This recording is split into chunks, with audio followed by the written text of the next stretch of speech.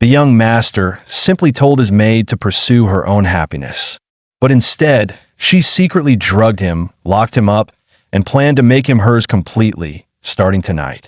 What no one knew was that this young master's soul belonged to a transmigrated man. He had landed in the body of the weakest, early-stage, blonde-haired villain in the story, one who had already used every trick just to survive under Feng Ao Tian shadow. But the biggest threat wasn't Feng Ao Tian at all. It was his own maid. "Young master, you don't need to do a thing. Leave everything to me," she said. Moan's eyes snapped open. Weird, wasn't I just killed in a car accident? And this face, it looked exactly like when he was 17 or 18. Where the hell have I ended up? Still, admiring his reflection, he smirked. Gotta admit, I was pretty damn handsome when I was young. Probably some kind of game world, he guessed. Just to be sure, he decided to check if this was a dream. He took a knife and made a small cut, only to gasp. Damn, that's sharp. This is real. Suddenly, memories came flooding in. Moan Campbell, stripped of his noble title for insulting the royal family, exiled for life, and forbidden to ever set foot in the empire again under penalty of death. He never imagined he'd wake up in the body of such a brainless fop, the kind that wasn't even worthy of being called a mini-boss. This world was the setting of this year's hottest novel, the strongest Feng Ao Tian in history, where the heroine, a noble-born illegitimate daughter, fights her way through monsters and demons to save the world. Moan was that brainless, blonde-haired villain in the story, using his family's power to bully the protagonist, plotting against the heroine, and constantly handing her free XP. He thought to himself, great, I didn't reincarnate as the hero. I'm just a stepping stone. Suddenly, there was a knock at the door. In walked, a maid from the Duke's household, bringing the suit the lady had ordered for him to wear at tomorrow's banquet. All right, got it. Just set it over there. Button noticed the cut on his hand. Moan casually said it was just a scratch and asked for a band-aid. She didn't seem to know what that was. Instead, she knelt down slowly. He thought she was about to use some kind of healing magic, but instead, she leaned in and licked his wound. Moan's jaw dropped. The bleeding stopped instantly, and looked up, her voice soft but serious. Young master, every drop of your blood is precious. Please don't injure yourself so carelessly. Then she stood and turned to leave. If there's nothing else you need, I'll get back to work. Thanks, Moan replied, though inside he was practically shouting. Black hair, long legs, a gentle big sister maid. This is way too unfair. Just before leaving, and paused behind the door, her mind turning over something. Just now, did the young master thank me? Meanwhile, Moan was plotting. I've got money, status, and a gorgeous maid. Why bother provoking that Feng Ao Tian protagonist? If I remember right, the real reason for my exile was because this idiot body's original owner drugged the Empire's third princess during his coming-of-age ceremony. So all I have to do is not screw up at the ceremony, and I'll live. I, Moan, still have a shot at changing my fate.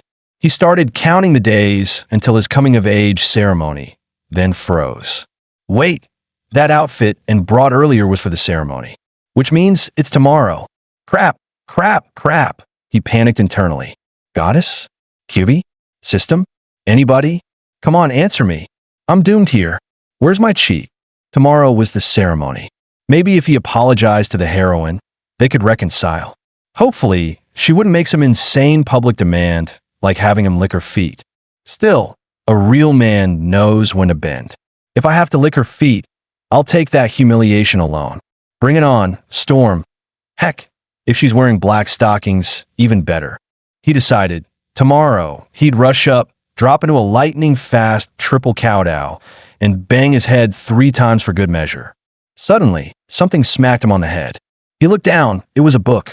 Could it be his cheat had arrived? He clutched it excitedly. Huh, heaven hasn't abandoned me. Sure, I might be a disposable villain, but with a cheat, that changes everything. Grinning, he opened it up.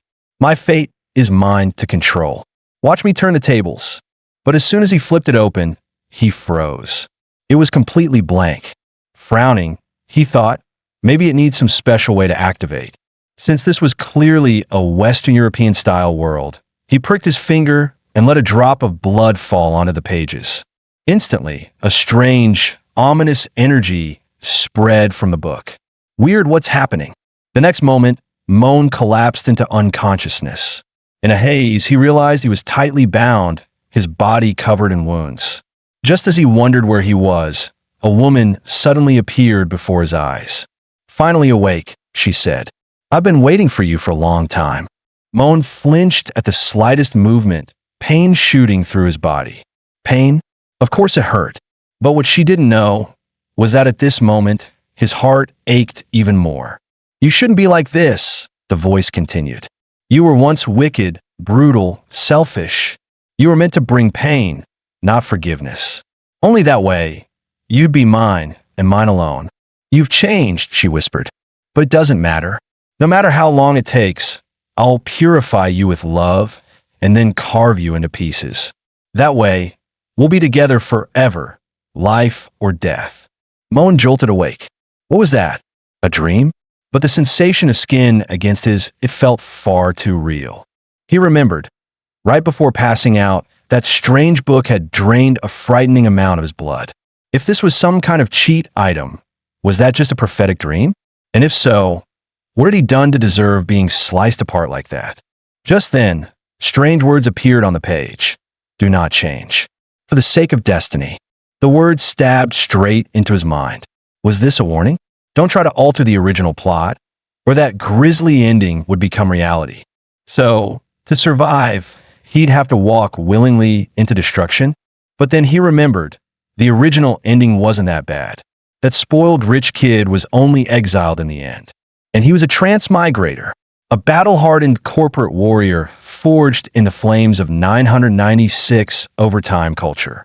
The book never explained what happened after Moan's exile.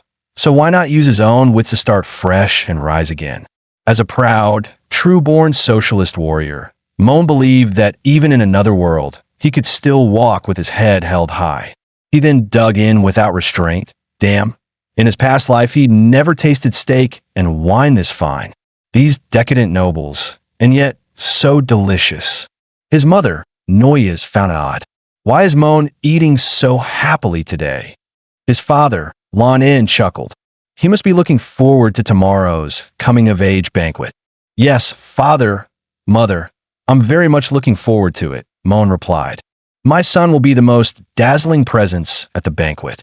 Who knows how many young ladies will fall for him," his father boasted proudly. But he quickly reminded his wife, "We can't forget he's already engaged. If Princess Celicia gets jealous, that could be trouble." His mother scoffed. "I don't like that cold princess anyway." Moan could only smile bitterly. How much faith did these parents have in him? That was Princess Celicia, the Empire's third princess, blessed by the gods as the child of pure white, the most beautiful woman in the Empire and a top contender for the throne. "Your son is nothing more than a small fry. The only people who treat me like a treasure are the two of you." In the original story, his parents were good people, but unfortunately, they had a son who, on his coming-of-age day, dragged the entire Campbell family into ruin. He needed a plan. If he couldn't change his own fate, no one said he couldn't change someone else's. Looking at the bigger picture, drugging the princess wasn't the real reason for exile. The real blow came when his father, who held military power, was accused of treason and pulled into a deadly power struggle. So if the ending was going to stay the same, he had to pull the Campbell family out as a shield and pin the blame on the real mastermind. And when it came to finding the perfect scapegoat, there was only one place in this world that could make it work. Lost in thought, he turned a corner and saw a half-asleep maid walking toward him. They collided head-on, and the tea she was carrying for the lady of the house spilled all over the floor. Moan quickly apologized. "Sorry, I was lost in thought and didn't see you." But the maid froze in shock, then panic when she recognized him. "Why, young Master Moan? I'm so sorry. I'll clean it up right away," she stammered, scrubbing frantically. But the more she wiped, the worse the stain became. "Please don't hit me. Don't strip my clothes. I promise I won't make a mistake again. Spare me, young master." Moan sighed. "It's just a bit of spilled tea. Is it really that serious?" Just how rotten had the original Moan been to make people see him this way? Moan quickly helped the maid to her feet. I won't punish you, don't worry. But the moment he touched her, he realized her body was burning hot. He instinctively checked her forehead the way modern people did. You're practically boiling. Why aren't you resting if you've got a fever? The maid lowered her head and whispered, Tomorrow is your coming-of-age banquet. Young master. We're short on staff, so I... Just then, and walked over, and Moan immediately told her to arrange for the maid to rest. He asked her name and learned she was called Noelle. And, however, pointed out, tomorrow is the banquet. If Noelle rests, the other maids will have to take on even more work. Moan had already made up his mind. If we don't have enough people, hire from outside. I don't want a bunch of half-dead staff ruining the mood for the guests tomorrow. With that, he turned to leave, and watched his back for a long time, noticing subtle changes in him. Yes, he was different from before. It seemed her plan would have to be moved ahead of schedule. Meanwhile, Moan had already decided to follow the original plot. He would drug the princess. But to handle a prodigy-level magic user like her, he'd need a special hallucinogenic potion. The problem? It was extremely hard to make and classified as contraband. And the only place to get it was the black market. Moan quickly found the place. Turns out the original Moan really was scum. He even had a VIP pass for the underground black market. At the entrance, a guard barked, Who goes there? Moan replied coolly, A rat from his sewers, here for some rotten meat. Here's my pass. The guard paused, then smirked respectfully. Please come in, honored guest. This was the Leopold Underground Black Market, selling not only rare potion ingredients, but even magically engineered beasts. But today he was here strictly for business. He made his way to a potion shop. What can I get you, young master? We've got everything, the shopkeeper asked. Moan leaned in. I want something colorless, tasteless, designed for mages. Knocks them out for hours. Got it, brother, the shopkeeper chuckled. Rich folks like you always go for this stuff. But it's rare. You'll have to give me a moment to find it. Moan noted the shopkeeper's full-face mask and magically altered voice. But from her subtle mannerisms, he guessed she was a woman, and likely a stunning one at that. To run a shop in a place where the strong prey on the weak, she had to be deadly in more ways than one. If he could get on her good side, she might just be the ally he'd need should exile really come. Just then, a new customer walked in, asking for a special knockout potion. Not just any kind, but one that hit hard and left no trace. The shopkeeper raised a brow. Potions like that rarely had buyers. Today was turning out to be unusual. Moan caught a faint, elegant scent from her and noted her graceful figure. A woman? Looking for this kind of thing? Most likely she had someone in mind. Whoever her target was, they were in for a very bad night. The shopkeeper produced 2 small vials. 1 drop of this, and even an elephant would be out cold instantly. Moan stared. Seriously? 1 drop? This was the infamous sleeping draft, South Wall Dream. Price, 130,000 emirs. No bargaining, card or cash. The woman, however, refused to pay. Instead, she offered to trade a piece of information. The shopkeeper warned, 130,000 is no small sum. The woman replied calmly, This information is worth far more than that, especially to certain people. The shopkeeper glanced over the note, then nodded slowly. As you said, the potion is yours.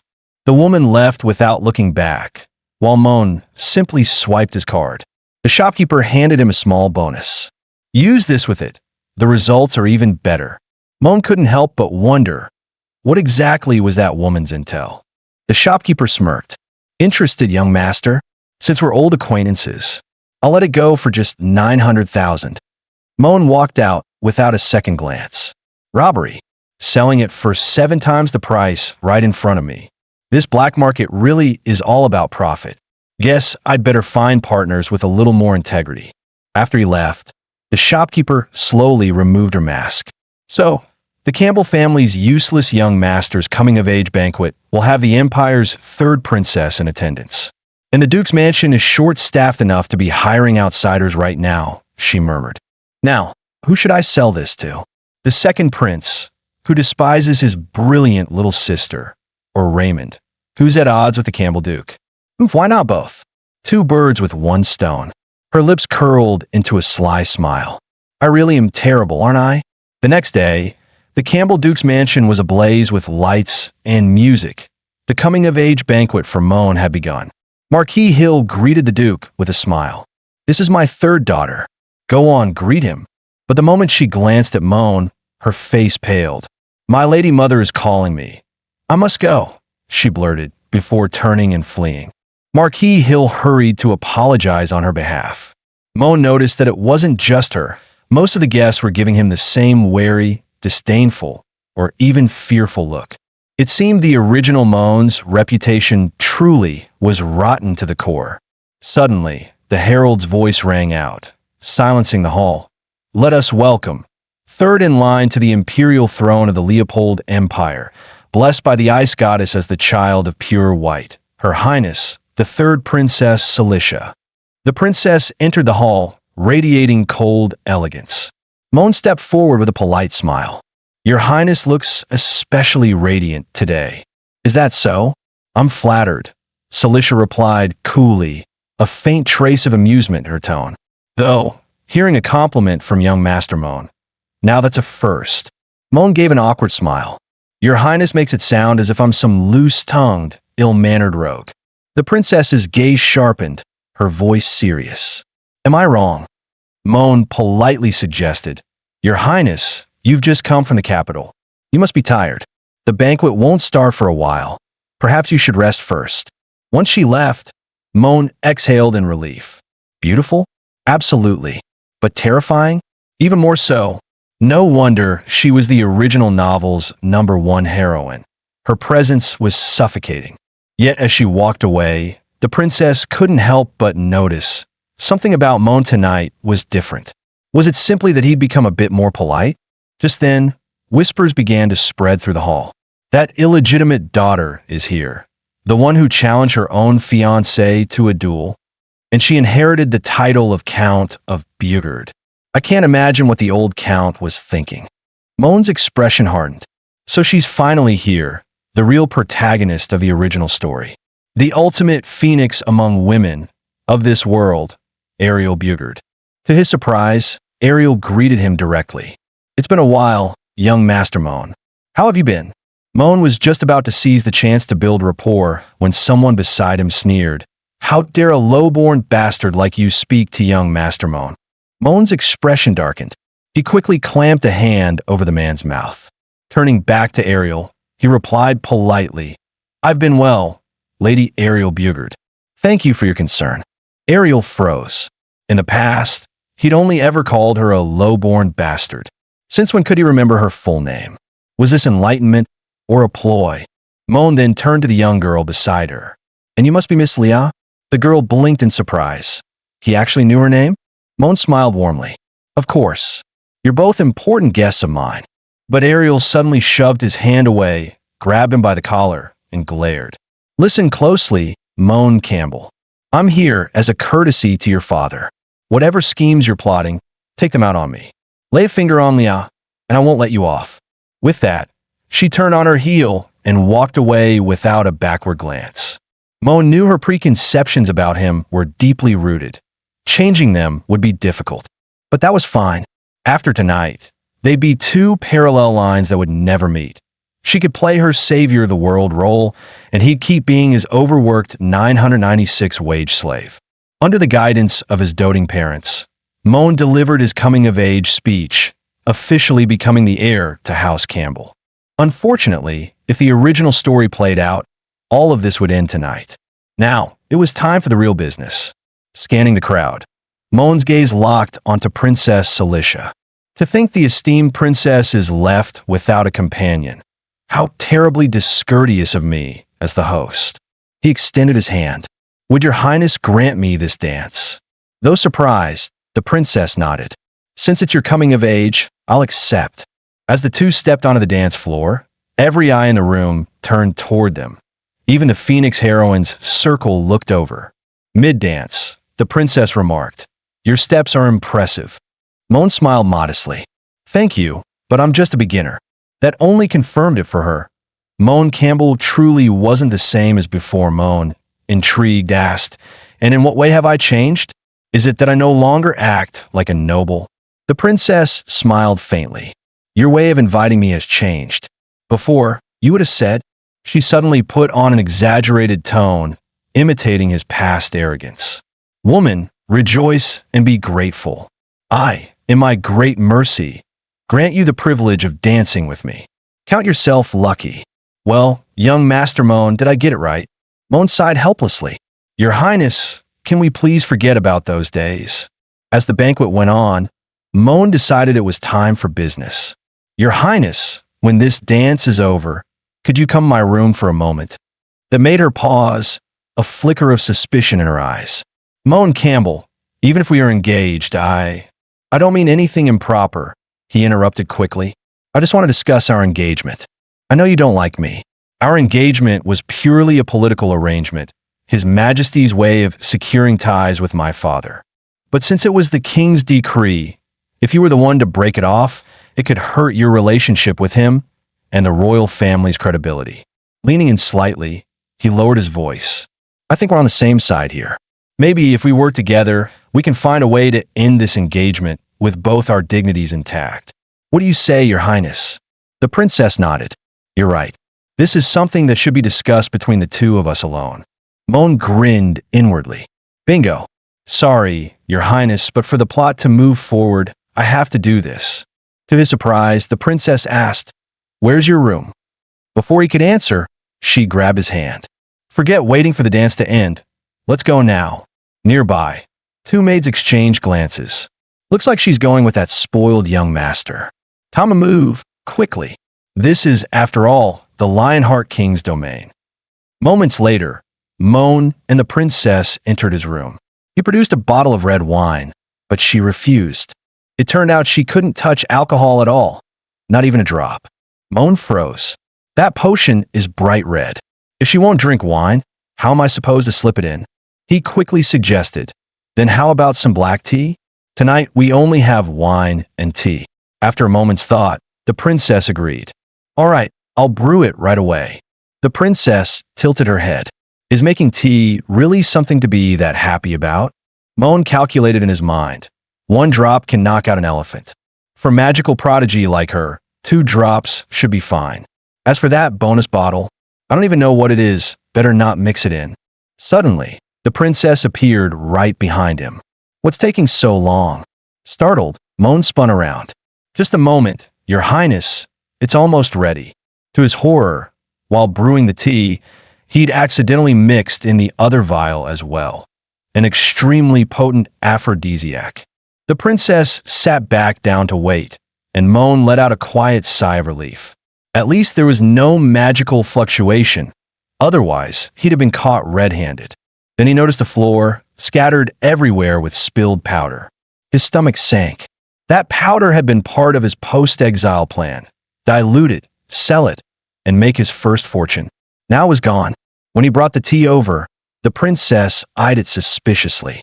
"Why is this tea so red? And is it glowing?"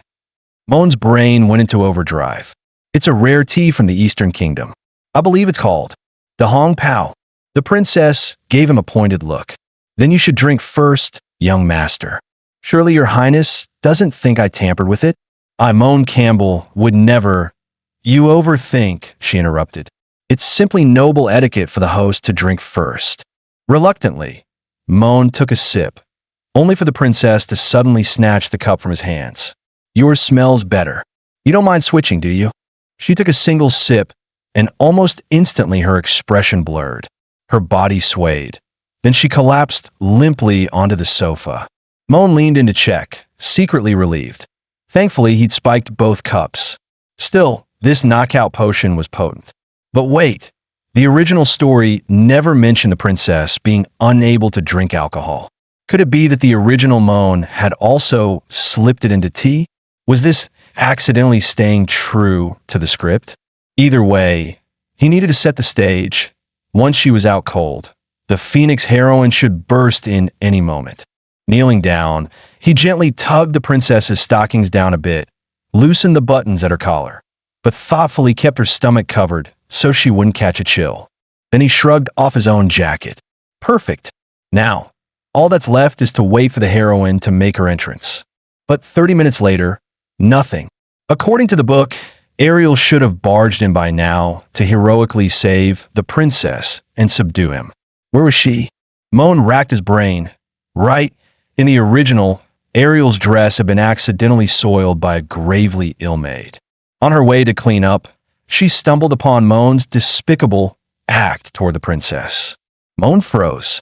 That sick maid could have been Noelle, and he'd sent her away to rest earlier, meaning he'd just destroyed a key setup in the plot. Behind him, the princess stirred, eyes half open, slowly rising from the sofa.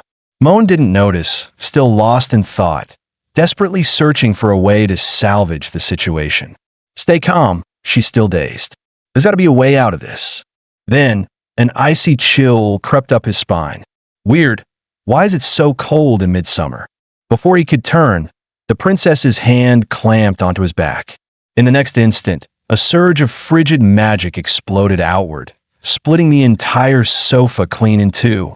As the princess closed in step by step, Moan frantically tried to explain. Your Highness, it's not what you think. Listen to me. But then he heard her muttering under her breath. So hot. My body feels so hot. Moan instantly realized something was wrong and moved to call for a doctor. Before he could, icy magic bound his wrists. She leaned closer, whispering, Your body, it's so cool. I like it. Your Highness. Wake up. Moan shouted, but it was useless. Damn it. Where's Ariel? If this keeps going, this fake scene is going to get way too real. The next instant, before he could react, the princess kissed him. Meanwhile, elsewhere, Ariel's day was going just as in the original. Her dress had been stained. Leah, you clumsy fool. How could you spill cake all over me? As she turned to fix it, she sensed movement ahead. Who's there? It was the maid, and who bowed politely. My apologies, esteemed guest, but the area ahead is restricted within the Duke's estate. Please turn back. Restricted? What kind of place is it? Ariel pressed and shook her head. That is a family secret. I'm afraid I cannot say. Then, noticing Ariel's soiled dress, she offered, Allow me to clean it for you.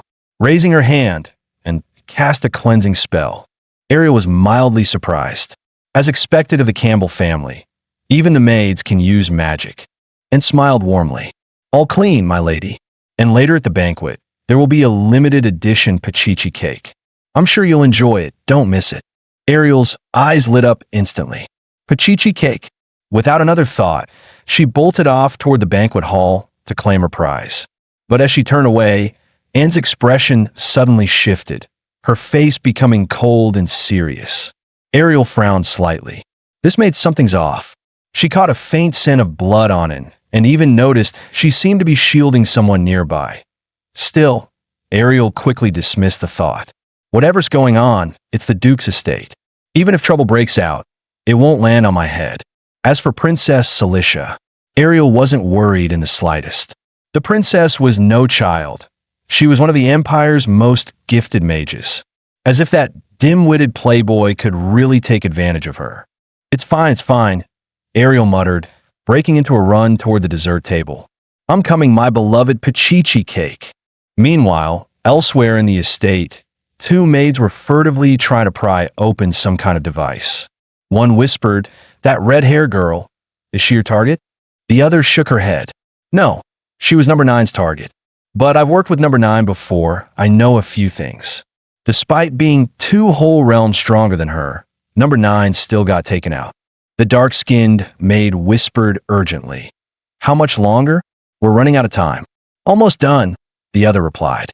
But this was set up by the Lionheart King himself, Lon Campbell. It covers the entire Duke's estate. Opening it silently is not easy. We have to hurry. If Princess Alicia comes out, it'll be trouble. We should still have time. I just checked the outer wall and those two are still busy doing that. Back in the room, the princess had fully regained her senses. She leveled her weapon at Moan. Say your last words, Moan Campbell. This is your final chance before you die. Moan tilted his head. So, if I don't say anything, does that mean I don't have to die? Her fury only deepened, and she advanced on him step by step. Moan quickly backpedaled. All right, I have something. Just let me think. He knew if he couldn't calm her down now, he wouldn't even make it to a public execution. He'd die right here. And who knew if there'd even be a second chance at life? At this point, he could only gamble on his modern-day wit. Looking at her with feigned sincerity, he began, "Once, there was a pure and precious love right in front of me. But I didn't cherish it. Only when I lost it did I regret it. If heaven could give me another chance." Before he could finish, her blade slashed toward him. "I see. So that's your disgusting excuse," she said coldly. "Hey, I'm being sincere here. Besides, we haven't even crossed that line yet. How about we just forget tonight ever happened?" Moan argued. "Moan Campbell, are you kidding me?" she snapped. "If you truly liked me, you should face me openly. Win me over with your honor, your strength, and your genuine heart. If you had done things the right way, even if I still didn't like you, I might have honored the engagement and become your wife. But instead, you chose the most despicable, shameless, and vile method imaginable." Tears welled in Celicia's eyes as she looked away, hurt. Seeing this, Moan decided to come clean, at least partially. "I'm sorry, Celicia. Honestly, I was forced into this. All I wanted was an outcome. I never meant to truly offend you." Before she could reply, a knock came at the door. The princess's eyes narrowed as she seized Moan by the throat. "Tell them to leave." Struggling to speak, Moan managed, "This room is soundproof. They can't hear us, and we can't hear them." Celicia released him after a moment's pause. "Fine, I'll spare you for now. Put on your clothes and answer it." As he dressed, Moan's thoughts churned. "Great. 3 paths left for me. Get killed by Celicia, get executed by the furious king, or end up like in that dream, sliced into pieces in the dungeon." Nearby, the princess adjusted her disheveled attire, her expression still cold. Moan thought wryly, if it's the Phoenix heroine at the door, then it's already too late. What's the point of showing up now? But when he opened the door, it wasn't Ariel. Instead, it was the dark-skinned maid he'd seen before. "The lady thought you and the princess had been talking for quite a while, so she asked me to bring you some pastries. Just put them on the table," Moan said casually. But as she stepped in, a thought struck him. Why does she look so unfamiliar? I don't think I've ever seen her before. The maid smiled politely. "I was only brought into the Duke's service last night, young master. It's natural you wouldn't recognize me." But Moan's mind flashed back, and it said the shortage of maids was filled with ordinary servants, not new hires. His eyes widened, but before he could speak, the maid's expression hardened. In a blur, she lunged straight at Princess Celicia. In an instant, the room erupted as 2 powerful auras collided head-on. The surge of magical energy was so intense that Moan could barely keep his eyes open. Squinting through the blinding light, he saw Celicia locked in fierce, close combat with the dark-skinned maid. "Was it my foolish brother who sent you?" the princess demanded coldly. The maid sneered. "Sorry, my employer's identity is classified, and it doesn't matter anyway. Because tonight, you're going to die here, assassinated in the Campbell Duke's estate." With that, a flurry of magic circles ignited before Celicia. An instant later, the room erupted in a deafening magical explosion. The maid was certain such a concentrated barrage would drop even a St. Maria Academy instructor instantly. But through the smoke came a chilling incantation. "Ice, take form. Frost, become the spear. Bestow upon me supreme power." The maid's pupils contracted, shock flashing in her eyes. As the smoke cleared, Celicia stood unscathed, an ice spear in hand, her gaze sharp as starlight on a winter night. With a sudden step, she charged forward, closing the distance in a blink. The maid dropped her stance, crossing her arms to block. The force behind the strike was like a mountain crashing down, numbing her arms and nearly overwhelming her defenses. Meanwhile, Moan quietly edged toward the door, planning to slip out. Let the gods fight it out. Mortals like me will just get caught in the crossfire. If I stay here, I won't even know how I die. But when he grabbed the handle, it wouldn't budge. It was locked tight. He retreated to the corner of the room, muttering curses under his breath. Damn it, this stupid door. It didn't take him long to realize the assassin maid must have tampered with it. But that didn't make sense. In the original story, there was no such scene. No assassin ever appeared. And this was the Duke's mansion. How could an assassin slip in so easily? Then it hit him. Earlier, he'd ordered all the sick maids to rest, replacing them with temporary hires from outside the estate. In the original plot, the villain, Moan, had no such mercy, forcing the maids to work even while ill. But here's the problem. This outside hiring was decided only last night, and yet the assassin got in so quickly. Could it be someone has been watching the Duke's estate around the clock? Inside the room, bursts of magic shook the walls, each blast making the air tremble. Moan huddled in the corner, trembling in fear. At this point, all he could do was pray for Princess Celicia's victory. His frail body wouldn't survive even a stray hit. But then it struck him. This assassin was here for the princess. The plot had already strayed far from the original story. Even if Celicia won, would that really be a good ending for him? If she lost and died here, then the incident with the drug earlier, no one would ever find out. Still, seeing her unleash such power, he couldn't help but admire. She truly lived up to her title as the chosen magic prodigy of the gods. By now, Celicia had already figured out the maid's tricks, short bursts of speed, light arrow magic, and a gravity spell that made her body feel unbearably heavy. The last two lacked any direct magical fluctuation, meaning they must be the work of another assassin in the adjacent room. The dark-skinned maid sneered, even as she praised her foe. To see through her magic at a glance, the rumors were right. No, those rumors still underestimated you. I've killed plenty of so-called prodigies, but you're a monster among geniuses. Celicia's voice was cold and sharp. Tell me who sent you, and I might let you live. The dark-skinned maid smirked. I wasn't planning on wasting words with you, but even assassins need to stall for time sometimes. From the next room came her accomplice's urgent voice. Hurry, the magic circle won't hold for long. By now, the entire room had been sealed shut. The maid pulled a pitch-black vial from her pocket and began to chant. With the heart's blood of 100 children, I offer this sacrifice to the god of molten worlds, the Lord of the Red Sun, the Lord of Withering. Celicia instantly recognized it. This was a ritual of the evil gods. Dark, tar-like magic began to pour from the bottle. The glass cracked, releasing a sinister whisper. Grant us the power to suppress the fury of snow and ice. In the next moment, Celicia's magic sword shattered, and the violent force flung her across the room. Evil priests, vermin from the sewers, dare show yourselves before me? She snarled. The maid's tone was icy. Vermin? To you perhaps. But, Your Highness, you're about to die at the hands of these very vermin. She lunged forward, driving her blade straight towards Celicia's heart. The princess barely raised her dagger in time to deflect the killing blow, but the impact left her battered and bleeding, crimson staining her dress.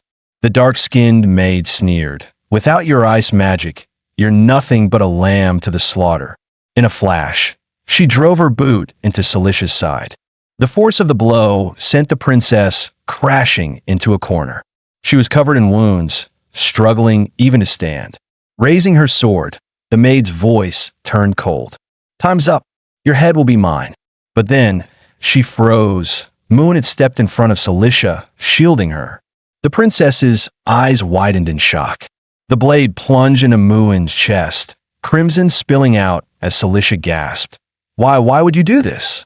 Moon coughed blood, a faint, bitter smile on his lips. Why indeed? The assassin in the next room had told him earlier. He was free to leave. Their target was only Celicia. All he had to do was stand aside and live. Let the princess die. But he simply couldn't. Clutching the maid's arm with all his strength, he roared, Celicia, what are you waiting for? The maid thrashed violently, cursing, Campbell, you useless, spoiled brat. In the blink of an eye, Celicia appeared before her, an ice blade slicing clean across her throat. Blood gushed as the maid collapsed to her knees. Celicia turned back toward Muin. At last, it seemed this nightmare was over. Muin's breathing grew ragged, and to his regret, the spellcaster in the next room had already escaped. Celicia fixed her gaze on him. Muin Campbell, this assassin wasn't yours. Then why save me? If I died, your crime of drugging and defying me would vanish with me. Logically, that would be your best outcome. Yeah, but none of that matters anymore. Muin let out a faint smile. You said earlier, a real man should pursue openly. So tell me, do I look like a man now, my princess? Her voice was steady. Leave your last words. In 10 breaths, your heart's blood will run dry. I'll pass them on to the Duke and Duchess. But Muin shook his head. His death would be a blessing to them. No need to leave behind unnecessary grief. His trembling hand brushed her cheek. If I must, my last words are, sorry, Celicia. And I really do like you. The moment the words left him, his hand fell limp to the ground. Celicia lowered her head, her tone dark. After what you did to me, did you think one life and one apology would be enough? Her eyes welled up. Muin Campbell, I don't accept your apology. She channeled her ice magic, desperately trying to stop the bleeding. You're going to live and repay every wrong you've done. Muin felt warmth spread through his body. All discomfort faded. Was this what death felt like? Still, he thought there were worse ways to go. This was a death he chose, and dying in front of a beauty like Celicia while acting cool, not a bad deal. Maybe even a small win. Well, if you looked at it another way, it was a huge loss. That precious second chance at life was gone. But to take advantage of her and then watch her die, he just couldn't. He wasn't like the heartless man who came before him. Suddenly, that strange, black energy appeared before his eyes again. The blank black tome materialized, words slowly etching themselves onto the pages. Progress loading. Pride, 50%. Envy, 99%. Wrath, 90%. Keep struggling, Muin Campbell. Muin sighed in exasperation. Oh, so when I was dying, you stayed quiet, but now you want to drag me back to that creepy basement? You think I'm some sickly kitten? Before he could finish, the book pulled him in with irresistible force. Meanwhile, in the sewers beneath the Campbell Duke's estate, another assassin was fleeing in panic. In hindsight, he should have killed Muin Campbell first. Damn it, he'd been so close. Suddenly, a terrifying presence filled the air. I think I heard someone say they wanted to harm my precious son. How did it go again? A man appeared in front of him, and the assassin instantly recognized him. It was him, the new king, Lonan Campbell. Lonan smiled faintly. I'm surprised you even know my insignificant name. But as far as I recall, the Campbell family never invited you. So why come unannounced? Go on. Tell me. Especially the part about what you plan to do to my precious son. I'm all ears. Who would have thought that the proud young master of the Campbell dukedom would one day be unable to care for himself, needing a maid to attend to him around the clock? Even going to the bathroom had become a struggle. Young master, allow me to help you, she offered. In truth, Muin had been unconscious for several days due to severe injuries. Now, he slowly opened his eyes, still in a daze. He saw the maid sitting at his bedside. And? It's me, she said softly. Young master, do you feel any discomfort? If you do, I'll call the doctor right away. Muin struggled to sit up. No need for a doctor. I just need to use the bathroom first. Suddenly, a sharp pain shot through Muin's chest, and his body gave out. He collapsed, only for her to catch him from behind in time. Sorry, I suddenly lost strength. My legs just gave out, Muin murmured, and reassured him. There's no need to apologize, young master. This is my duty. If you wish to relieve yourself, you don't need to walk all the way to the bathroom. I can bring you a chamber pot. A chamber pot. Muin was stunned. In the next moment, and actually fetched one and handed instructions to the others to care for him. Madam has been worried, so these past few days, I've been the one giving you your medicine, wiping you down, and helping with other needs. Muin's eyes widened. Wait, you mean you've been the one handling that for me these past days? Yes, young master. Even while you were unconscious, it wasn't hard to tell. When you curled up, I knew you had the urge. She even leaned closer and asked softly, Do you need me to help take off your trousers? No need. Moan quickly refused. Before, I had no choice. But now that I'm awake, I can manage myself. Just help me to the bathroom, slowly, and I should be fine, and straightened. As you wish, young master. Without warning, she scooped him up into her arms. This will be faster. Please bear with it. The other maids, hearing the commotion, turned to see and carrying the young master in her arms, heading toward the bathroom. The young master is awake. Inform madam at once. A maid's delighted voice rang from outside. Moan, however, just wanted to crawl under the bed. This was beyond embarrassing.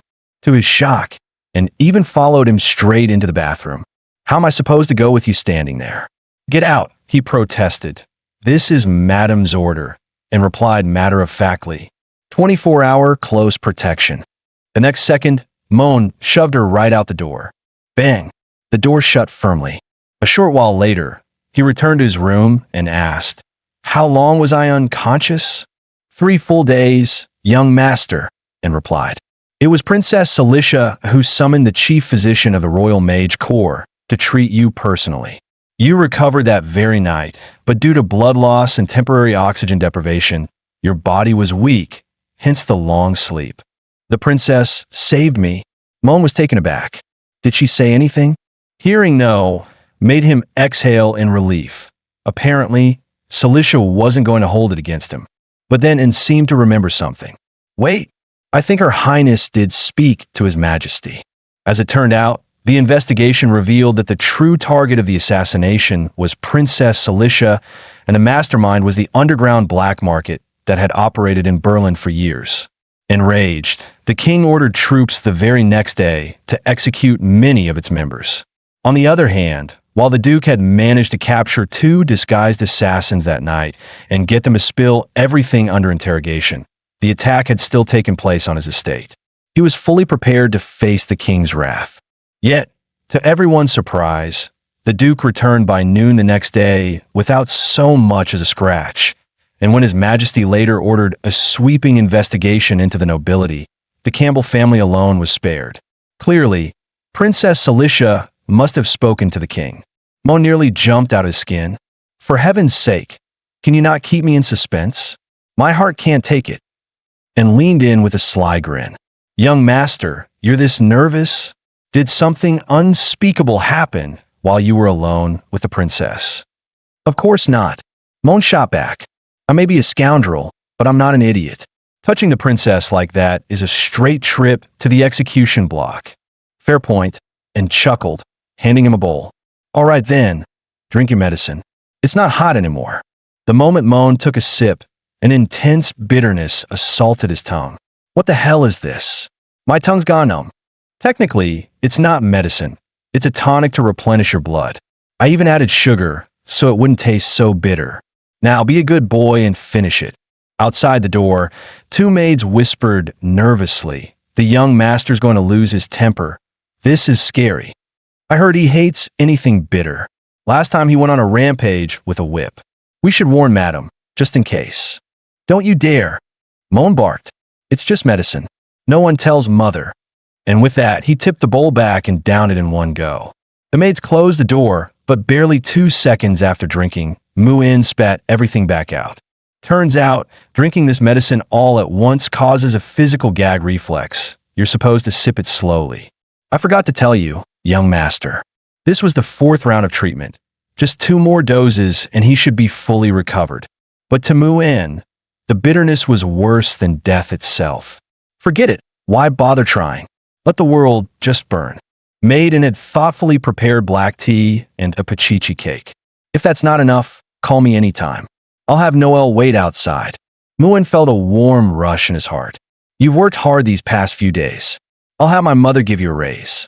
And nodded, saying she'd go report to the madam and the duke so they wouldn't worry. Before leaving, she added, By the way, the palace sent a letter this morning addressed to you. I placed it on the cabinet. Read it when you have time. A letter from the palace? Mu-In wondered. Could it be from Princess Cilicia? Suddenly curious, he called and back. I have a question. How would you get me to drink something this bitter? Pachichi desserts.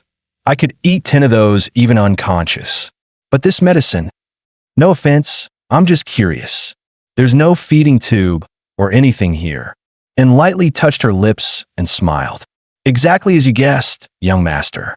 I know you can't handle bitterness, so I kept plenty of sugar in my mouth. She closed the door and left. Muin froze. Wait, sugar? Hold on. Whose mouth are we talking about? Mine or hers? And sure enough, it was exactly what he was thinking. Realizing it, Muin let out a loud scream. Then, almost immediately, he began replaying it in his head. Muin, you're insane. A strong dad, a beautiful mom, a handsome self, and a girl who loves you. You could have just stayed the perfect young master, but no, you had to mess with Feng Outyin. Mouth to mouth. Wait, was that my first kiss? Then it hit him. His first kiss had already been stolen by the princess that day. Thinking of the princess, Mon quickly got up to check the letter she had sent. It contained only one short line. Let's just say you're half a man, Mon Campbell. Reading it, he quietly let out a breath. It seemed she had no intention of pursuing the matter further. At least the worst-case scenario was avoided. By dinner time, his mother threw her arms around him, tears streaming down her face.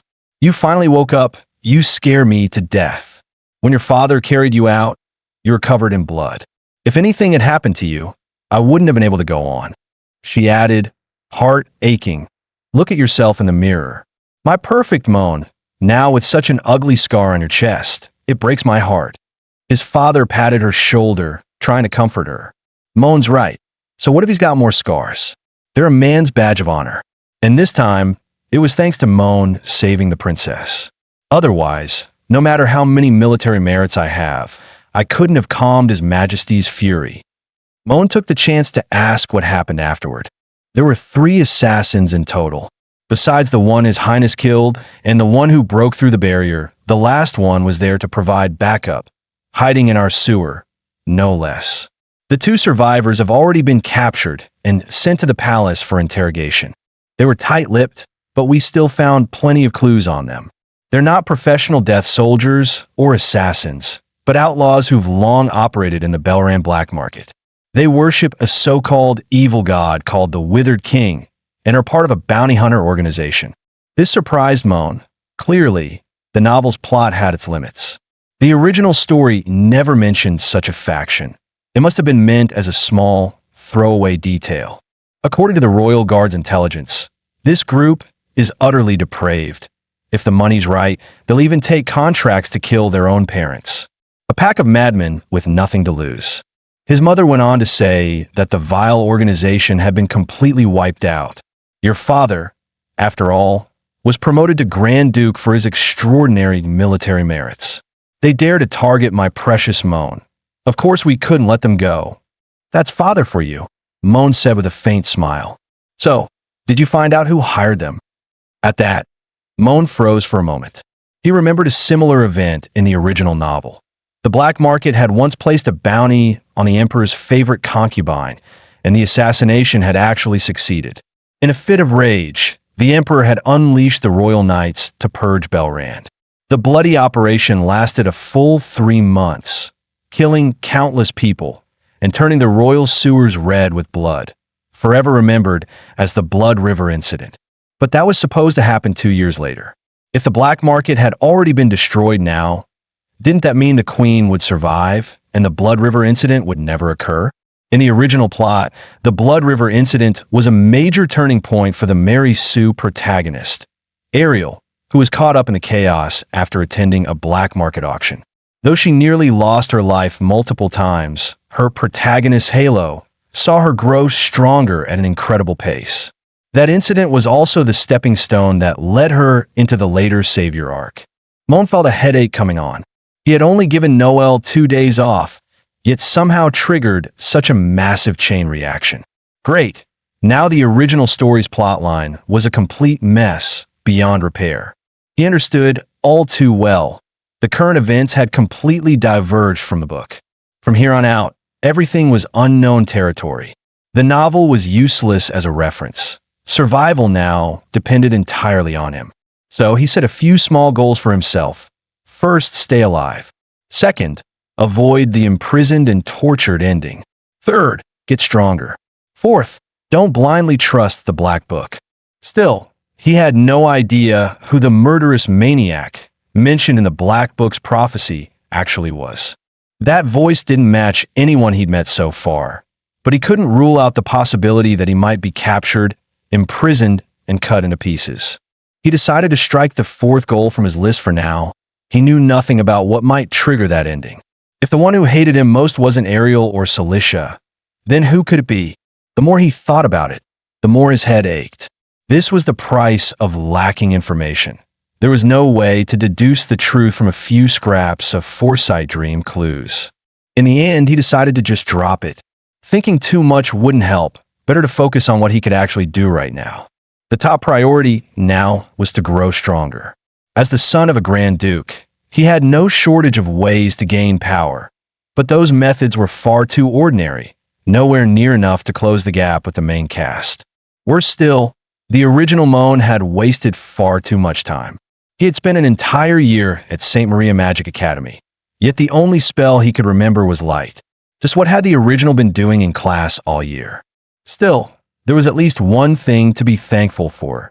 Thanks to his noble lineage, his strength was barely at the late stage of first rank. In this world's power system, warriors, mages, and clerics all had 5 stages before entering the true high-level realm. At his current level, he was far from reaching it. But Moan was still scratching his head in frustration. Even if he pushed himself to craft the Tier 5 artifact, it wouldn't matter. Ariel and Celestia were both blessed by the gods. In this world, that's basically a walking cheat code. Take Celestia, for example. She was born with the Ice Goddess's authority, able to command ice and snow from the moment she opened her eyes. That's not something you earn through prayers and offerings. It's raw, inborn power. And Ariel? She's even more outrageous. Blessed by not one, but 2 gods, with ties to practically every other deity out there. At any moment, she can just call in divine reinforcements. She's basically a gender-swapped Sun Wukong. Forget the future. Even right now, her combat power is on par with Moan's. Add in her magic, divine blessings, and rare artifacts, and she could wipe out an opponent 2 tiers above her without breaking a sweat. Which leaves one obvious conclusion. He needs to get strong enough to walk away alive, even if Ariel comes for him. That's his ultimate goal for now. Still, Moan wasn't panicking. Sure, her cheat was insane, but he had his own. And after what just happened, he'd even awakened a brand new ability. With a snap of his fingers, he summoned the Black Book. To his horror, the book dropped straight down, right onto his family jewels. Moan rolled on the ground in agony, cursing, "If you want to kill me, just say it. Don't go after my little brother. I still need him." Moan quickly noticed something was off. The Black Book had started flipping its own pages. To his shock, it was recording everything that had happened over the past few days, even the fact that he'd gone to the bathroom 3 times. Squinting at it, he realized this was basically a diary of his recent life. Then he turned a page. Oh no. This one described the time Celestia pinned him to the ground. Way too much detail. Was this thing turning into an R-rated novel? Suddenly, the word assassin appeared on the page in bright, bloody red. Before he could react, a strange crimson energy surged out, wrapping around him completely. Seriously? A little warning, next time will be nice. In the blink of an eye, everything went dark, and he found himself standing in a wide, shadowy space. He looked around. The lighting was dim, but this clearly wasn't the same dungeon from before. Could this be the inside of the Black Book? Then, a chilling, killing intent flared up behind him. Moan spun around, and there she was, the dark-skinned maid assassin, slowly closing in. Before Moan could even turn around, he heard a sharp whoosh, shadow step. The dark-skinned maid assassin blinked right in front of him, her blade flashing across his throat. Blood sprayed everywhere. 1 strike. Instant kill. Then, Moan jolted awake. Wait, what the hell? Did I just get 1 shot? Frowning, he glanced down at the Black Book. Why was that assassin here? To his surprise, the page now listed Moan Campbell's full status, and even a skill panel. Dagger combat at 1%, shadow step at 0.5%. Moan's eyes lit up. So that's your ability? Huh? Black Book. Sorry about the harsh words earlier. You're my precious baby now. If I'm right, a few more tries and this cheat is going to be insane. That night, under the dark skies of the Campbell estate, Moan once again entered the Black Book's realm, and this time lasted a whole 3 seconds against the maid assassin. Same time flow as reality, but compared to that instant kill earlier, this was real progress. He quickly checked his panel. Dagger combat, 1.5%. Shadow step, 1%. Just as he suspected, every skill the enemy used got recorded, and by fighting their shadow in the book, he could raise his proficiency. That means I can farm every skill I've ever seen for free. Tuition? What tuition? Moan grinned. The maid's speed, her finesse, all mine now. With a cheat this broken, why would he fear any main character? Moan smirked. This young master's not dying anytime soon. He still didn't know exactly how proficiency increased. But hey, training was training. So he dove back into the Black Book, and the dark-skinned maid assassin sent him straight to the afterlife in one move. Third run, instant kill again. Meanwhile, outside his room, the maid knocked softly. Young master, time for your medicine. Peeking in, she found Moan curled up, sound asleep. Her eyes softened. Even after all these years, he still slept like he did as a child. A gentle, almost doting smile spread across her face. Young master really is adorable. She cast a warming spell on the medicine, deciding not to disturb him. But in reality, sleeping Moan was inside the Black Book getting his family jewels kicked. Seriously? You're way stronger than me, and you still go for a low blow? Pathetic. He threw the covers back, cursed, then dove right back in. Not giving up till I land a hit. By morning, he looked like death warmed over. After 185 attempts, he could finally last more than 3 seconds against her. Then, out of nowhere, a wave of searing pain tore through his body. He jerked so hard, he knocked over the medicine and had left. Curling up on the floor, he hissed, "Damn it. You might not die for real in there, but the pain's exactly the same."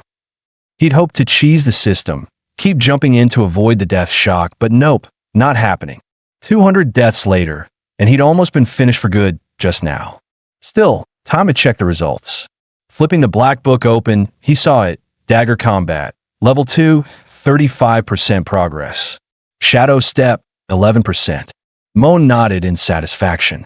Nowhere near the assassin's level yet, but at least he'd gotten his foot in the door. Things should get easier from here. Unable to wait, he activated Shadow Step. In an instant, he crossed several meters. A wide grin spread across his face. It worked, but just as Moan was celebrating, a sharp, tearing pain exploded in his leg. He nearly jumped out of his skin. No one told me this move hurts like hell.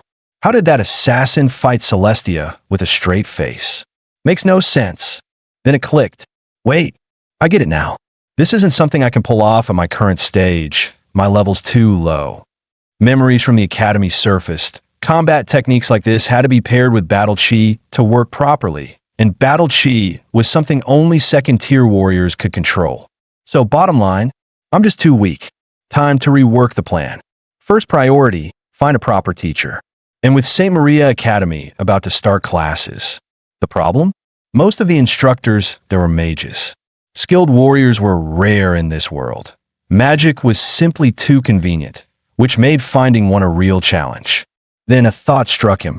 In the original story, there was one man, the most famous, the most powerful warrior alive. A man known as the pinnacle of martial arts, with strength that could take on 1,000 foes alone. Turns out, the martial arts pinnacle was right at home. His own father, the Lionheart King, Ron Campbell. 15 years ago, he served as the Crown Prince's royal guard. At just 20, he led the king to crush the rebel armies and stabilize the chaos after the new monarch's coronation. 32, he returned victorious, earning the title Lionheart King, the only imperial duke in history to rise purely through unmatched battlefield merit. At undefeated in his life, whether it was kingdoms, demon lords, remnants of the old regime, or border rebels. Anything that threatened the empire, he'd crush without mercy. even a stray dog if it got in the way. The Empire's #1 powerhouse was his dad. Moan grinned smugly. Well, aren't I a fool? Sitting on a gold mine this whole time. Forget St. Maria Academy. I'm learning from Dad.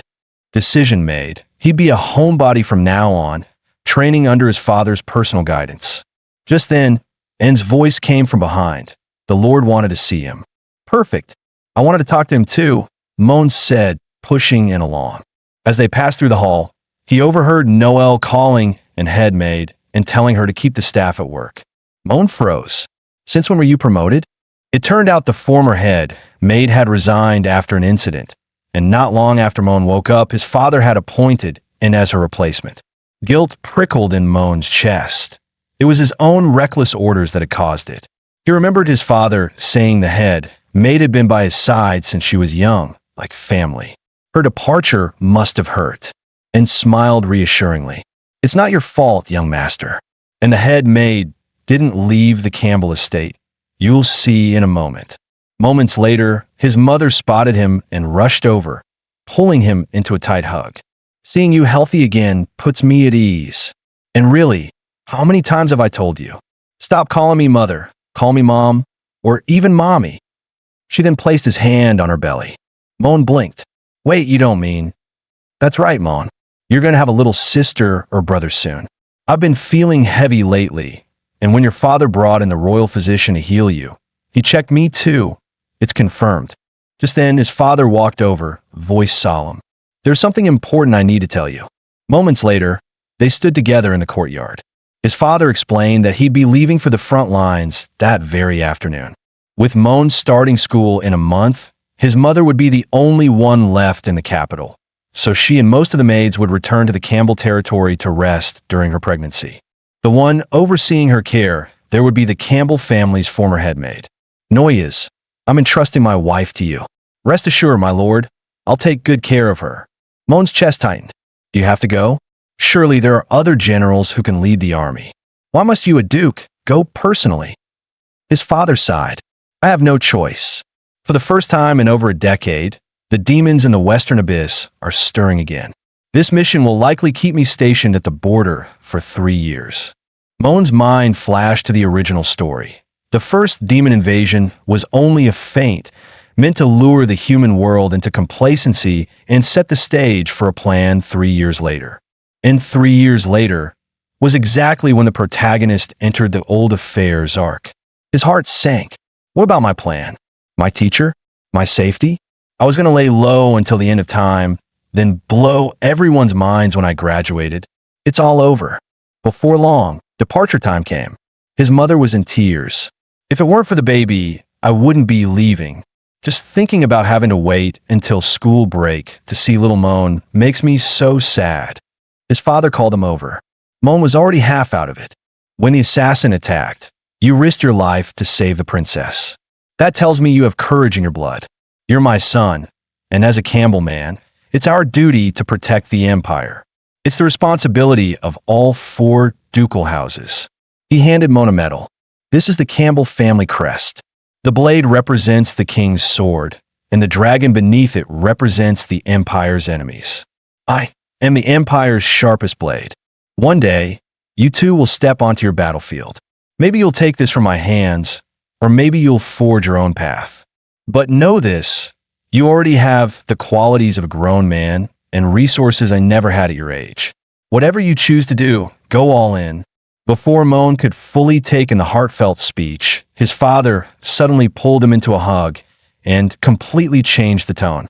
Now, on to the real question. What do you think of En? Do you like her? Moan chuckled. En's great. Why are you even asking?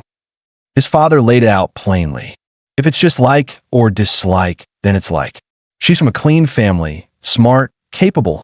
I watched her grow up, and her feelings for you go far beyond a servant's duty. If you like her, don't waste time. He sighed. Our family's small.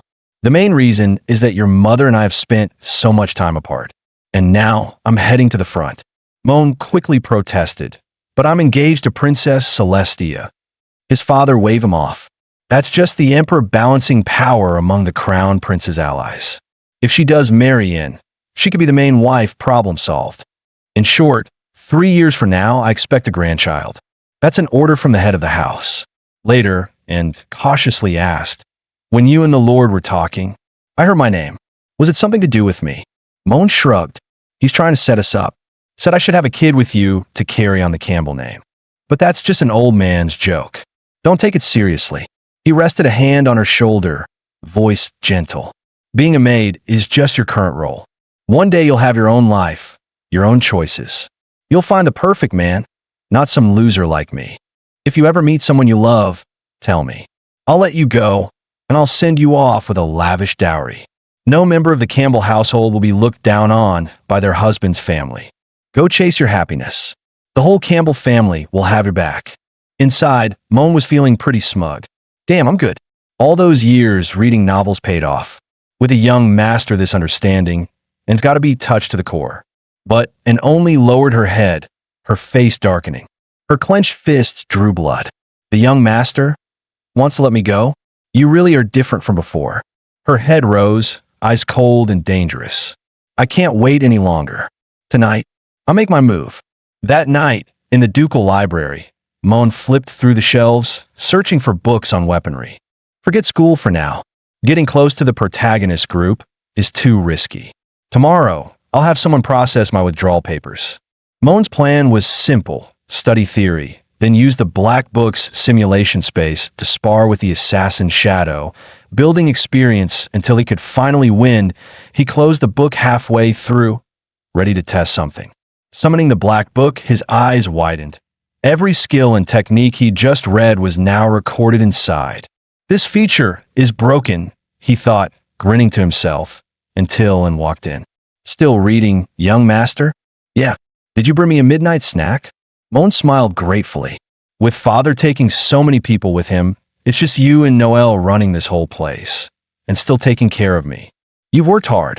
En's lips curved. It's my duty. She produced a bottle of wine. This is a rare vintage from Count Locke. His vineyard only makes 100 bottles a year. On the market, it goes for 200,000 a meal. Would you like to try it? Moan shook his head. Better not. Still got reading to do. Wouldn't want to doze off mid-page. Then, what would you like to drink? Coffee. Could use a pick-me-up. Sorry, young master. Tonight, we only have red wine and black tea. Moan paused. That line sounded oddly familiar. And explained, one of the maids made a mistake. The coffee beans got chewed through by mice.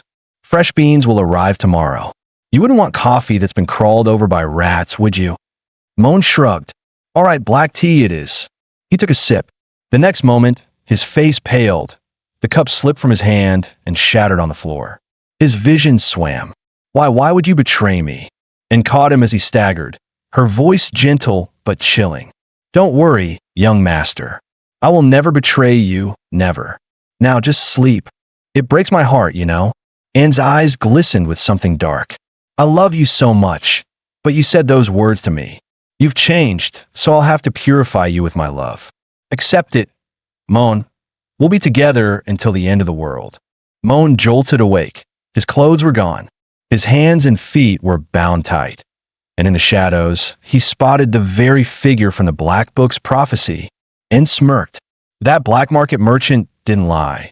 This works perfectly. Moan's voice cracked. And what the hell are you doing? You know exactly what, young master. 10 years ago, when you were 8, I came to your side. From that moment, I belonged only to you. And in return, you can only belong to me. What are you talking about? Let me go, we can talk this out. And pressed a hand over his mouth. It's too late for that. You don't need to do anything. Leave it all to me.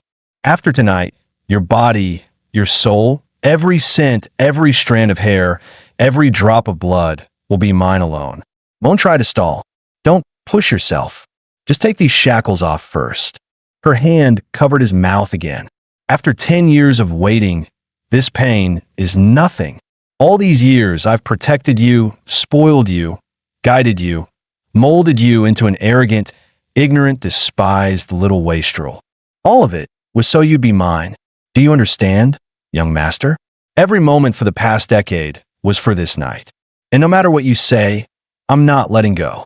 Moan never imagined that the most beautiful, gentle, trustworthy maid in the house was actually a full-blown yandere, and the one secretly pushing him into ruin. But if the Black Book's prophecy was right, he'd be dead by her hand soon. No, I can't die here. I've barely made it past the exile arc. I need a way out.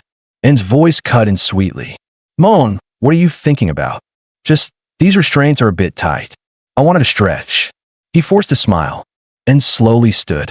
It's already noon. I hate to leave you, but I've got matters to handle in the ducal estate. Wouldn't want anyone getting suspicious. She paused, smiling faintly.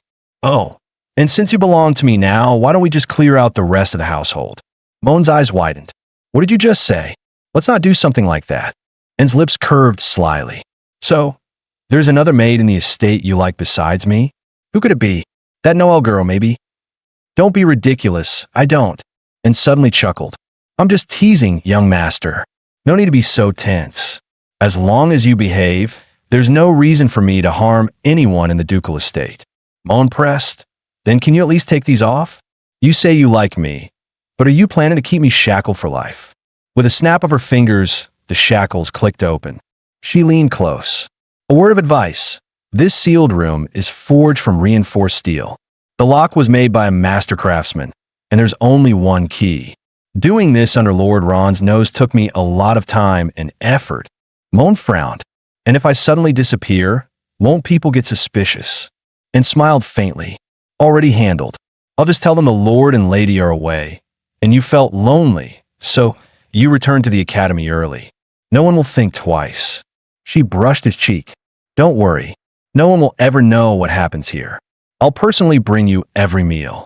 I'd love to pick up where we left off last night, but unfortunately, I have other matters to tend to. While I'm gone, be a good boy and rest. Don't miss me too much. Mon started to ask for his clothes back, but the door slammed shut before he could finish. His mind reeled. He'd guessed at the identity of the black ant from the prophecy 100 times, but never thought it would be, and was he really going to spend the rest of his life here as her property? No way.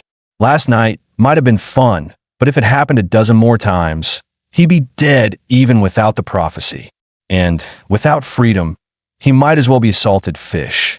He gritted his teeth. He had to escape. He grabbed the door with all his strength, but it didn't budge an inch. Mon braced himself and slammed into the wall. Bang! No good, and the pain nearly brought tears to his eyes. The entire wall was reinforced steel, even behind the stone. He was done for. He thought the Black Book could rewrite his fate. And then, the Black Book floated out on its own. Mon rolled his eyes. Seriously, buddy? I didn't call you. Not the time for jokes. En's metal manipulation wasn't ordinary magic. She was clearly a god's chosen, same level as Celestia. Even grinding in the book's realm now wouldn't make him strong enough in time. Still, fine. I'll train. Even if it kills me in there, it's better than rotting here. Then, he noticed something. The book he'd read last night was still inside the Black Book. Could this be the formula for victory? And it said he could choose what to eat. Small mercy, but it was something. Mon's mind spun. Autumn was almost here. Around this time every year, he'd be on Lake Bepper, sailing under the fall night sky, sipping Count Locke's wine and eating freshly caught autumn fish. And frowned. You want fish from Lake Bepper? It's too far. It won't be fresh by the time it gets here. Mon instantly went full drama mode, eyes glistening. Last year, I was the picture of elegance on that lake. And now, trapped in this tiny cage, waiting to die, what a pitiful, tragic fate. He pulled the blanket over his head and sobbed. I can't even have fish from Lake Bepper. What's the point of living? I might as well die. Anne's jaw tightened at the sight. After a pause, she finally nodded. Mon grabbed her hand, feigning joy. Really? You'll get it for me. Yes, young master. No matter the cost. I'll bring you the freshest fish from Lake Bepper. Mon blew her a playful kiss. That's my dependable headmaid. You're amazing. Go get him. I'll be right here waiting for your triumphant return. And froze, eyes widening in surprise. Then, without warning, she lunged forward and kissed him hard. Only after a long moment did she finally pull away, leaving him with a graceful turn of her back. Lake Bepper is a long way off, but I'll be back by tomorrow noon. Please endure a little while, young master, I'm off. The truth was, she'd nearly lost control just now. But she'd reined herself in. After all, her young master was the most adorable person in the world. The sooner she caught the fish, the more time she'd have to love him properly. Once her footsteps faded, Moan exhaled deeply. Finally, after all that, I got my chance to break free. He immediately summoned the Black Book. All right, my precious, time to shine. Aside from the assassin, can you create other combat simulation spaces? The Black Book confirmed. Perfect. Then, based on that book I read before, make me a training space with 1,000 arms. I'm maxing out that divine skill before and gets back. Meanwhile, at the border near Lake Bepper, and was already on her way to catch the fish, a local man stepped in her path. Miss, it's dangerous near Lake Bepper right now. Don't go too close. And asked the old man why, but he grabbed her arm. This isn't something you need to know. Leave. She simply gave him a cold look, and in the next instant, magic flared and a blade sliced across his arm. I hate it when anyone but my young master touches me. That cut was just a warning. Stop me again, and I'll tear you to pieces and throw you into the lake. Her eyes were ice. Now, what happened at Lake Bepper? The old man, rattled by her madness, spat. Fine. If you want to die, I won't stop you. He explained. The lake's ruler had awakened, confirmed to be a Dominion-class beast. A B-rank adventurer squad was already attempting to subdue it, so the area had been sealed off, and glanced toward the churning waters, sensing an ominous shift in the air. So, it's the Lake Lord causing this. The old man grunted, go home. As for stabbing me, 300 a meal will cover the treatment. But if you get in the adventurer's way, you'll regret it. She tossed him a pouch of a meal without looking back and strode toward the shore. Even knowing all this, you're still going? He called after her. What could possibly make you so reckless? En's lips curled. Why? Because I'm in love. Meanwhile, out on Lake Bepper, an adventurer party was locked in battle with the Lake Lord. A blonde girl whispered under her breath. If this keeps up, he'll be taken by someone else.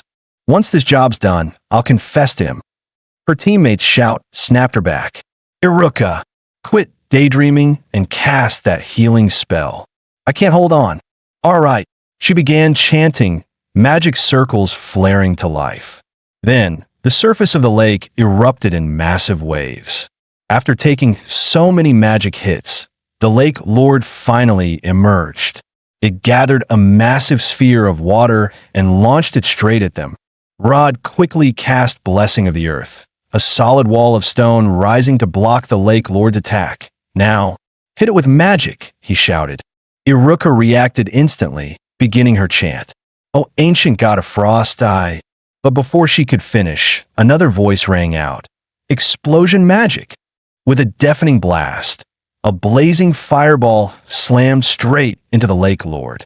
The caster was none other than Diameter. Rod, go! Now, seizing the opening, Rod charged forward, his sword slicing down at the Lake Lord's skull. The beast let out a final roar before collapsing back into the water. Panting heavily, Rod turned to Jia with a thumbs up. Nice work. It's finally over.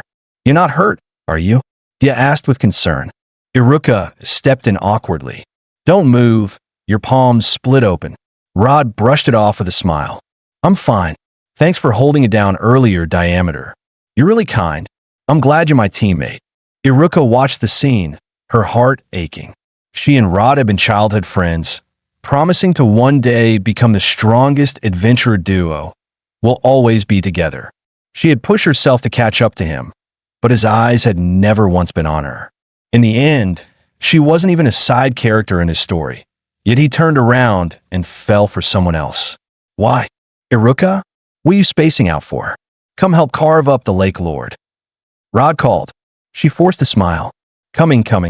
But a second later, her expression froze. That sound? The water erupted, a massive shadow bursting forth, sending walls of spray crashing toward them. No way. Rod and the others stared in disbelief. Another Lake Lord, but this one radiated power far beyond the last. Dia immediately unleashed explosion magic, but it barely scratched the creature, as if she'd just tickled it. The true Lake Lord spines glowed crimson, gathering terrifying magical energy. Rod's eyes widened. It can use magic? Boom. The blast sent them flying dozens of meters, tumbling helplessly across the ground.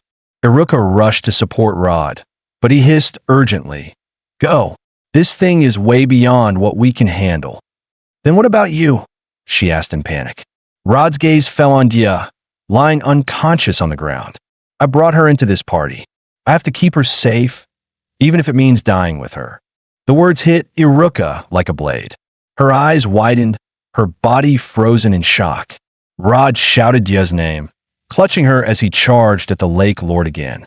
But then a black-robed figure appeared in the distance. That was the real Bepper Lake Lord, a Dominator-class monster. The figure sneered. "So this is all? Fetching a dragon whip for the young master won't take long." The true Lake Lord loomed over them, ready to wipe out the party. Rod tightened his hold on Dia, bracing for the end. Boom! A deafening explosion tore across the lake's surface. Rod flinched, eyes shut tight, yet the killing blow never came. When he looked back, his jaw dropped. The Dominator-class Lake Lord was wrapped in countless chains of steel. Even Iruka couldn't believe it. Its lethal strike had been completely stopped, and stepped up to Iruka, asking with concern if she was hurt. "I'm fine, and you are?" Iruka replied, still dazed. And cut her off, her voice calm yet firm. "Protect yourself. Right now, killing it comes first." In the blink of an eye, countless pieces of steel materialized, forming blades that rained down on the Lake Lord. Iruka had never seen magic like this. Within seconds, the beast was completely restrained. The Lake Lord let out a furious roar. "You scared off the young master's fish. For that, you'll pay with your life." The steel shifted in Anne's hands, reshaping into a massive scythe. With a single swing, the Dominator-class Lake Lord was split apart, sinking lifelessly into the depths. Rod stood frozen, an apex monster killed in one hit. Iruka rushed over to check on him. "I'm fine, but Dia's badly hurt. Thankfully, I got healing potions." He then handed her a task. "Go talk to that woman. See if she's an adventurer, and if she has a party. If not, ask her to join us. Anyone who can one-shot a Dominator-class beast, with that kind of magic, she'd skyrocket our team's power. We'd never end up in a situation like today again." Meanwhile, Anne was still at the lake's edge, picking out fish. Last year, the boatman had handled everything. She had no idea which kind her young master preferred. She sighed. How careless. A maid who doesn't even know her master's tastes. Such a basic mistake. Iruka walked over and pointed out that both fish in Anne's hands were inedible. The red one was tough and reeked of fishiness, while the colorful one was poisonous. She then indicated two better choices near the left bank, and turned to the knight. "You seem to know a lot about fish." He nodded. "Yeah, my village is across the lake. Every autumn, my family comes here to fish. The nobles love fish from Lake Baypole. It sells for a great price." And asked him how to cook it. 10 minutes later, she had every step neatly written down in her little notebook, thanking him sincerely. That's when Iruka suddenly spoke up. "Did you come all this way to catch fish for someone you love? Being able to give them something from your own hands, they must feel so lucky." And paused, then smiled. "Yes, he'll be happy, once he fully understands the depth of my love." With that, she made a leave. "Thank you for your help, Miss Iruka." "Wait," Iruka called after her. "I have a question about love. I'd like to ask someone as mature as you for advice." And set the fish aside. Matters of the heart have no fixed answer. But since you taught me how to cook, I'll answer as a return gift. Ask away. Iruka's cheeks turned faintly pink. "I have a friend. She's like someone for a long time, but she doesn't know if he liked her back. He's kind to everyone." And raised an eyebrow. "A fireplace man? Warm to everyone he meets." Iruka nodded. She wanted to confess, but another woman suddenly appeared, and he clearly favors her more. So, she's wondering if she should give up, since they're mutually in love. And leaned forward.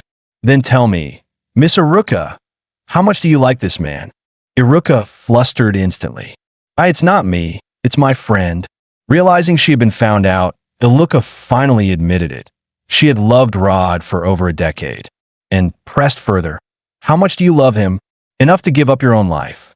Without a moment's hesitation, Iluka replied, "Not just my life. I'd do anything for him, even something the world would never forgive." "Then you already have your answer," and said coolly. Iluka froze, unsure what she meant. If your love runs that deep, follow your truest desire. Give everything to the one you love and leave no room for regret. With that, and wished her luck and left Lake Baypole. Iluka stood there, Anne's words echoing in her mind. Then, a sinister whisper coiled into her thoughts. "Follow your heart." A sharp pain stabbed through her chest, forcing her to her knees. Her thoughts twisted into something darker. If I can give up morality, the law, even my own life for him, should I really let someone else have him? When she looked up again, one of her eyes glowed blood red. Her voice dropped to a venomous whisper. Rod could never be with anyone else, especially that wretched Diameter. If she died, that would be perfect. That sinister voice whispered again, "So you understand now. Go, follow the deepest desires in your heart. Conquer him. Fight for him. Leave your mark on him. Make him yours alone." But Iluka hesitated. Rod wasn't just any man. The voice grew feverish. No matter how strong a man is, break his limbs, put a collar on him, and he'll be nothing but a dog at your feet. "Don't worry, my child. I will grant you the power of absolute love." Just then, Rod noticed something was off. "Are you all right? You collapsed just now. Did that woman do something to you?" Iluka shook her head. "No, miss, and didn't touch me. I just ran out of magic and got tired. I also asked her for you. She's a noble's maid, so she won't be joining our adventuring party." Rod sighed in disappointment. "That's a shame. I wanted to thank her in person. Without her help, we'd have died in this lake." At that moment, Dia spotted something red on Iluka's chest. "Wait, are you hurt?" Iluka looked down and saw the mark for the first time. She quickly brushed it off. "It's nothing, just a burn from the lake lord's lightning." Rod glanced around warily. Who knows if there's a third lake lord lurking here? Let's get back to the guild and report. Dia's injuries need treatment fast. Without another word, he scooped Dia up into his arms. "Come on, we'll rest somewhere safe first, then head back." Dia's eyes went wide, cheeks flushing. "Rod, why are you carrying me?" She gave him a playful tap. "Put me down, I can walk." But Rod refused. "Don't be stubborn. You're light enough for me to carry all day. Besides, you got hurt saving me. You can lean on me a little more." Watching the scene, Iluka's expression stayed dark. The next moment, that sinister power surged through her again. By the next noon, at the Campbell Duke's estate, Moan was so hungry he was starting to question the meaning of life. That's when Anne finally returned. "You're finally back. If I didn't see you soon, I was going to die." And blinked, a spark of hope in her voice. "Oh, has the young master finally fallen for me and decided to give me both body and soul?" Moan turned away with a huff. "As if. You were gone an entire day and night. Any later, and I'd have starved to death." And walked in carrying a stack of plates, saying he'd rushed back from the distant Lake Baypo just so the young master could taste the freshest catch. Moan's eyes lit up instantly. "This smells amazing," and asked if he wanted it steamed or grilled. Moan quickly chose steamed, scooping up a piece of tender fish and held it out. "Here, young master." Moan took a bite and was blown away. "This is incredible. Aren't you going to try some?" "No need. This is all for you." "Oh, and be careful. This fish is full of bones," and warned. Moan scoffed. "Please, I'm not a kid." But the next second his face froze. He really had a bone stuck in his throat. To his surprise, and suddenly lunged toward him. "What are you doing?" "Kissing you, of course." "While kissing, I'll pinch your nose and inhale. With my lung capacity, I can suck that fish bone right out." Moan stared in disbelief. "You can't be serious. Kissing to get out?" Before he could finish, and had already gone in for it. Moan nearly lost his breath, but finally managed to suck the fishbone out. "Look, young master." Though a bit exasperated, Moan still thanked him. "Just hand me the plate. I'm not getting another bone stuck." He went back to devouring the fish and had brought. Wallen smiled, happy to see him enjoying it. "This is amazing. No wonder it's one of the Empire's most famous delicacies. Moan sighed in satisfaction and grinned. So, shall we get to, that next? Moan feigned ignorance. That? Which that? Following Master Longin's orders, giving the Campbell family an heir as soon as possible. Moan waved his hand quickly. Not now. Don't tell me you're getting tired of me, young master. And frowned. Moan shook his head. That's not it. When impressed for a reason, Moan replied seriously, I just ate.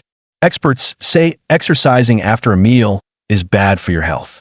Plus, you've been traveling all day. You must be exhausted. We're both not at our best, so the child wouldn't be healthy either. You get me? And covered his mouth, blushing. So the young master is worried about my health? You could put it that way. Anyway, let's save it for tonight, Moan said, and nodded. Fair enough. But there's something else I need to report. On the way back, I passed through Savatisa's city, a high-class town famous for its textile craft, making custom clothing for royals and nobles. She leaned in close to Moan's ear, lowering her voice. I bought something really sexy, made of your favorite black silk, a glossy one-piece, and it even comes with a little accessory. They say it's the hottest style in the underground dance halls, the bunny girl. Instantly, an image flashed through Moan's mind, glossy black silk bunny girl. But he refused to admit it. Young master is a gentleman. Who told you I like black silk? Don't talk nonsense. And, however, went straight for the truth. Have you forgotten? I've been your personal attendant all these years. That locked cabinet of yours hides quite a few risque paintings, especially the black silk ones. Haven't you noticed? Ever since you were old enough to remember, I've only worn black stockings. My whole wardrobe is black, all because of you. Hearing this, Moan realized he couldn't hide it anymore. I always thought that was just your personal taste. Fine, you win. I admit it. Young master loves black silk. Loves it a lot. And found his honesty utterly adorable. She said she'd first take care of the work piled up these past days and told him to wait for her tonight. Moan replied that he'd take a nap in the meantime. But the moment and left, Moon began to move. Turns out when eating the fish earlier, he had purposely saved a few bones. The black book showed it was now 3 p.m. based on the past week's pattern, and would likely finish her maid duties around 6, which meant Moan had only 3 hours left. Still, that was more than enough time. He hurried to the door of the secret room, slipping a fishbone into the keyhole. It was time to unleash his ultimate skill, max-level fishbone lockpicking. But the next second, Moan froze. This wasn't just any lock, it was a legendary 12-star lock with a staggering 12 pins inside.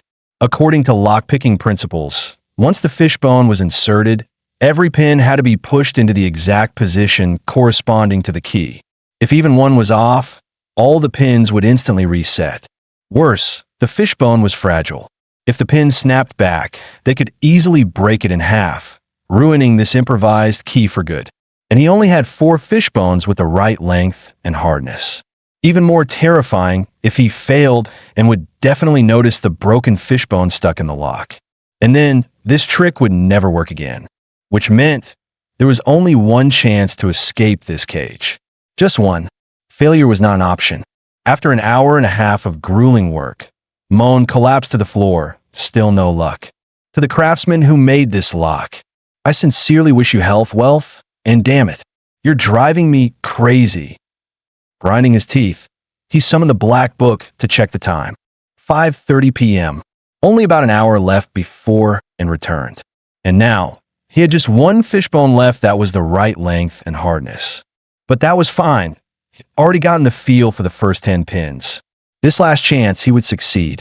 Taking a deep breath, he readied himself. Fishbone lockpicking technique, full power. Meanwhile, in the kitchen, and was preparing dinner with Noelle. Noelle took one sip of the Baypole Lake fish soup and instantly melted. This is incredible. As expected from Baypole Lake fish, best soup I've had in my entire life. And smiled, thanking Noelle for the help. Not only was dinner ready an hour earlier than usual, but the flavor was richer too.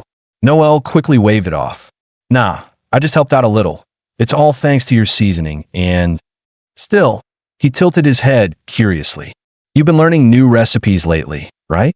And with the master and madam away, and the young master off at school, it's just us here. Before he could finish, Anne's face turned dark. Plus, you've been taking portions of the meals away after cooking. And lately, it's been nothing but fish. His eyes flicked to the two knives on the table, both now in Anne's hands, her posture almost predatory. I've got it. You must be secretly keeping a pet here, right? My guess it's a cat. Indeed, young Master Moan never liked pets, saying their fur would get everywhere. That's why the estate had never kept any animals. Secretly raising one would be against the rules, and as headmaid, and couldn't just say it outright. She gave a faint smile. Can you keep this a secret for me? Noelle agreed, adding that she loved cats too. Back in her grandmother's countryside home, they had plenty. She then asked and to take her to see the kitten, and politely declined. Sorry, Noelle, the little one's still shy around strangers. Maybe another time. Once it's used to people, I'll let you meet it. Noelle accepted the answer without pressing further. Once Noelle was gone, and finally breathed a quiet sigh of relief. At least things hadn't reached the worst-case scenario. Silently disposing of a maid's body without anyone finding out would be a troublesome affair. Still, Noelle's words had given Anne an idea. Being cooped up in one place for so long, the young master must be terribly bored. And since she felt no unusual changes in her body, even if she were carrying his child, it wouldn't be for another 10 months at the earliest. Perhaps getting him a small animal would help ease his loneliness. Meanwhile, Moan was drenched in sweat, working with full focus to pick the lock. And, on the other hand, was already picturing what kind of cat he might like. Would it be a gorgeous golden one, like the young master himself, or a sleek black one, just like her? Just as Anne was about to ask the young master's opinion, the sight before her froze her in place. The vault door was wide open. Moan had already escaped. He hadn't expected the cell to be connected to an underground sewer. Clever, he muttered, feeling the breeze on his face. The exit had to be close. But in the next moment, his foot slipped. The place was pitch black, cluttered with debris, and nearly impossible to navigate. Then he remembered the original master's trick. He was already far from the cell, so it should be safe enough. He cast illumination.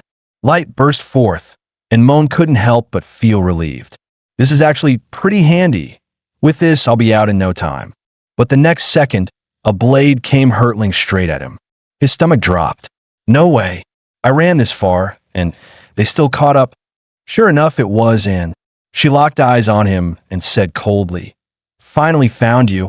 I'll admit, I underestimated you. But you'll never escape my grasp. Moan's heart sank. Damn it. I didn't fight my way out of that cage just to be dragged back in. Don't you dare underestimate me. He immediately unleashed Shadow Step, a skill he'd learned from the Black Book. Anne's form blurred, countless blades materializing around her as she slashed wildly in a narrow passage. Moan had no choice but to keep dodging, darting frantically through the darkness. A broken cabinet toppled into Anne's path. She simply kicked it to pieces. But when Anne cleared away the last of the obstacles, the young master was nowhere to be seen. That fast. Could it be magic he learned at St. Maria Academy? She had thought her plan was flawless, yet somehow he'd still slipped away. Meanwhile, Moan peeked out through a narrow gap and spotted and pacing just outside.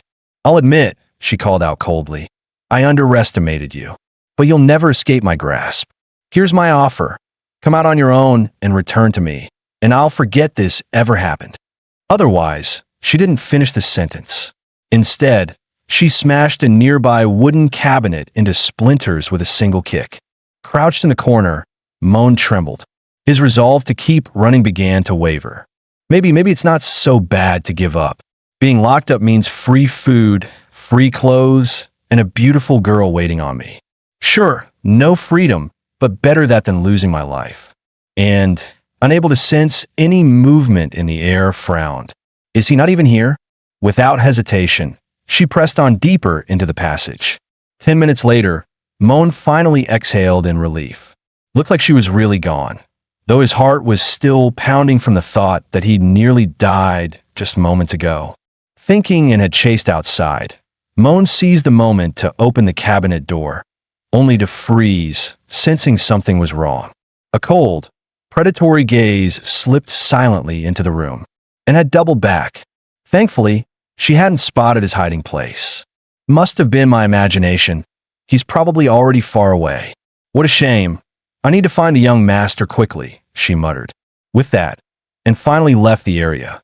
Moan, however, had already fainted from sheer fright. Outside, rain began to pour in sheets. Suddenly, the black book tumbled from a shelf and smacked him on the head. The jolt brought him back to his senses. Heart still pounding, he cursed inwardly. Damn it, she pulled a U-turn. Lucky I passed out. Otherwise, I would have been scared shitless. He quickly assessed the situation. It had been half an hour, but there was no way to tell if, and was still searching outside or lying in wait at the exit. Staying here was just as dangerous.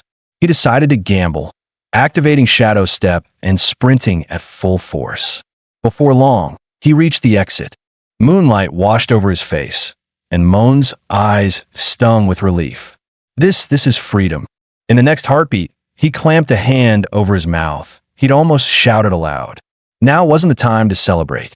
It could be lurking nearby. He needed to get far, far away from the capital. Ignoring his exhaustion, he pushed on. The look of fury on Anne's face still burned in his mind. He knew he'd barely escaped with his life. If she caught him again, the Black Book's grim prophecy might very well come true. After 2 days of nonstop running, Moan reached the Belram Plains.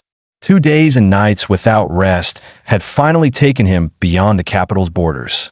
Morning sunlight spilled over the horizon. The scent of fresh grass carried on the wind. For the first time in days, he let his guard drop, just a little. But he reminded himself this was no time to relax. Only one city lay between him and the capital. With Anne's skills, she could close the gap in no time. To truly shake her off, there were only 2 options: head for Campbell Ridge or return to St. Maria Academy. The academy was closer. Without hesitation, he decided to make a straight run for it. Up ahead, the sound of heated shouting broke the stillness. Moan followed the noise and saw 3 bandits blocking the road, surrounding a young girl. One of them sneered, "Hand over anything valuable. Be a good girl, and we might let you walk away. Otherwise, don't blame us for what happens next." The girl was none other than Aluka. She glared at them and said coldly, "I'm an adventurer. Do you have any idea what happens if you try to rob me?" The bandits didn't flinch. In fact, they grinned wider. "Oh, we could tell you're an adventurer, and mage at that. If you had a companion with you, someone to stall us even for a moment, we'd already be running. But you're alone." Aluka shot back. "You dare rob people in broad daylight? Aren't you afraid some passing hero might step in to bring you to justice?" The bandits burst into mocking laughter. "Sweetheart, haven't you figured it out yet?" one of them drawled. "We're professional bandits. We scout the area ahead of time, plan our routes, pick our targets, and lock them down with precision. No mistakes. That's what professional means." Suddenly, one bandit leveled his blade at her, a cruel grin on his face. "Saw you inching back just now? Trying to get some space to cast a spell? Huh? Take one more step, and I'll lop off that pretty hand of yours. As for your so-called hero, this whole area's been checked. No one passes by here. No one's coming to save you." But the very next moment, water exploded beside them. Moan shot up from the river, shouting, "Stop right there." The sudden appearance made all 3 bandits flinch in shock. One of the bandits actually thought the figure from the water was a mermaid, until the leader glared and barked, "Look closer. That's a man." Moan stood tall and shouted, 3 grown men ganging up on one girl? Pick on me instead if you've got the guts." To his horror, the bandit leader replied instantly, "All right." The quick agreement sent a cold shiver down Moan's spine. That was way too fast. The leader then waved at Aluka. "You can go." Moan panicked. "W8? Gentlemen, as you can see, I'm down to 1 rag of cloth. I don't even have money. How about this? You give me your contact info, and when I get home, I'll have a beautiful lady send you 1,000 or 2 a meal. Sound good?" The bandit smirked. "Who said we're after money? Lone idiots are easy to find, but a blonde, blue-eyed beauty? Not so much. If you were a woman, I wouldn't even be interested. but you're a man. His grin turned wicked. Change of plans, boys. Forget robbing. Tonight, we take him. Moan's face went pale. He spun on his heel and bolted. This can't be real. They have that kind of hobby here, too. With all the bandits chasing after Moan, Iluka seized her chance. She began chanting, "Spirits of flame drifting in the air, by my authority as your master, I command you." Explosion. In an instant, a massive fireball swallowed the bandits whole, leaving them no time to scream. Moan stood frozen, utterly stunned by the sight. Iluka walked over, brushing off her hands. "Those three idiots are toast. Come on up, Mr. Mermaid," she added with a smile. "Thanks to you drawing their attention, I had the perfect opening." Then she tilted her head. "This is the Filran wasteland. Dressed like that, city folk sure have interesting tastes." Moan quickly said, "I have my reasons. Please believe me." They exchanged introductions. "I'm Moan, currently unemployed. Nice to meet you. I'm Iluka, a former adventurer. These days I'm training, as a newlywed, on how to be a proper wife." So, Iluka was already married. Hearing Moan's teasing, Iluka's cheeks flushed pink. "Yes, we just got married last night." Suddenly, Moan's stomach let out a loud growl. It had been almost 2 days since he'd eaten anything. Iluka smiled and invited him to come back with her for a meal, calling it a thank you for luring the bandits away. She added, "If it wasn't by choice, walking around like this could make you sick. My husband's about your height. His clothes should fit you." Moan felt a genuine warmth in his chest and said gratefully, "Miss Iluka, not only are you feeding me, you're giving me clothes too. You're like a goddess of kindness walking the earth. Your husband must have saved the world in a past life to marry someone as beautiful and kind as you." Iluka chuckled. "Moan, if you want to keep complimenting me as a wife, I won't mind at all." Curious, Moan asked, "Miss Iluka, why are you in a place this remote? You just got married. Shouldn't you be at home? And you even got targeted by bandits." Iluka explained that she was just running errands in town for her husband's work and picking up groceries. "Work? You're an adventurer, so your husband must be one too." Iluka nodded. "Yes, but since we're married now, Rod and I decided to quit adventuring. I wanted to let the guild know officially. If you don't report in for too long, they might list you as dead." She smiled. "How about fish for dinner tonight?" Moan's eyes lit up. "Absolutely. Fish is my favorite." But the next second, a chilling whisper brushed past his ear. "I love you." He froze, glancing around but saw nothing. When he asked Iluka, she shook her head. She hadn't heard anything. Moan figured it must have been a hunger-induced hallucination. Before long, they arrived at Iluka's village. Moan was surprised at how large her home was, only for Iluka to explain with a smile, "Oh, this isn't mine. It's the village chief's house. We're just staying here for now." Moan finally voiced the question that had been nagging him. "It's been so quiet on the way here, not a single person around. And every house door is wide open. Aren't you worried about thieves?" Iluka lowered her head, staying silent for a moment. Then she explained, "It's because everyone's busy right now. Moan, have you heard of Lake Beepal?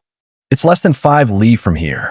With autumn harvest coming, and our land being poor for farming, the whole village survives by catching fish from the lake and selling them to nobles. It's enough to cover a year's living expenses. My husband and I used to be adventurers.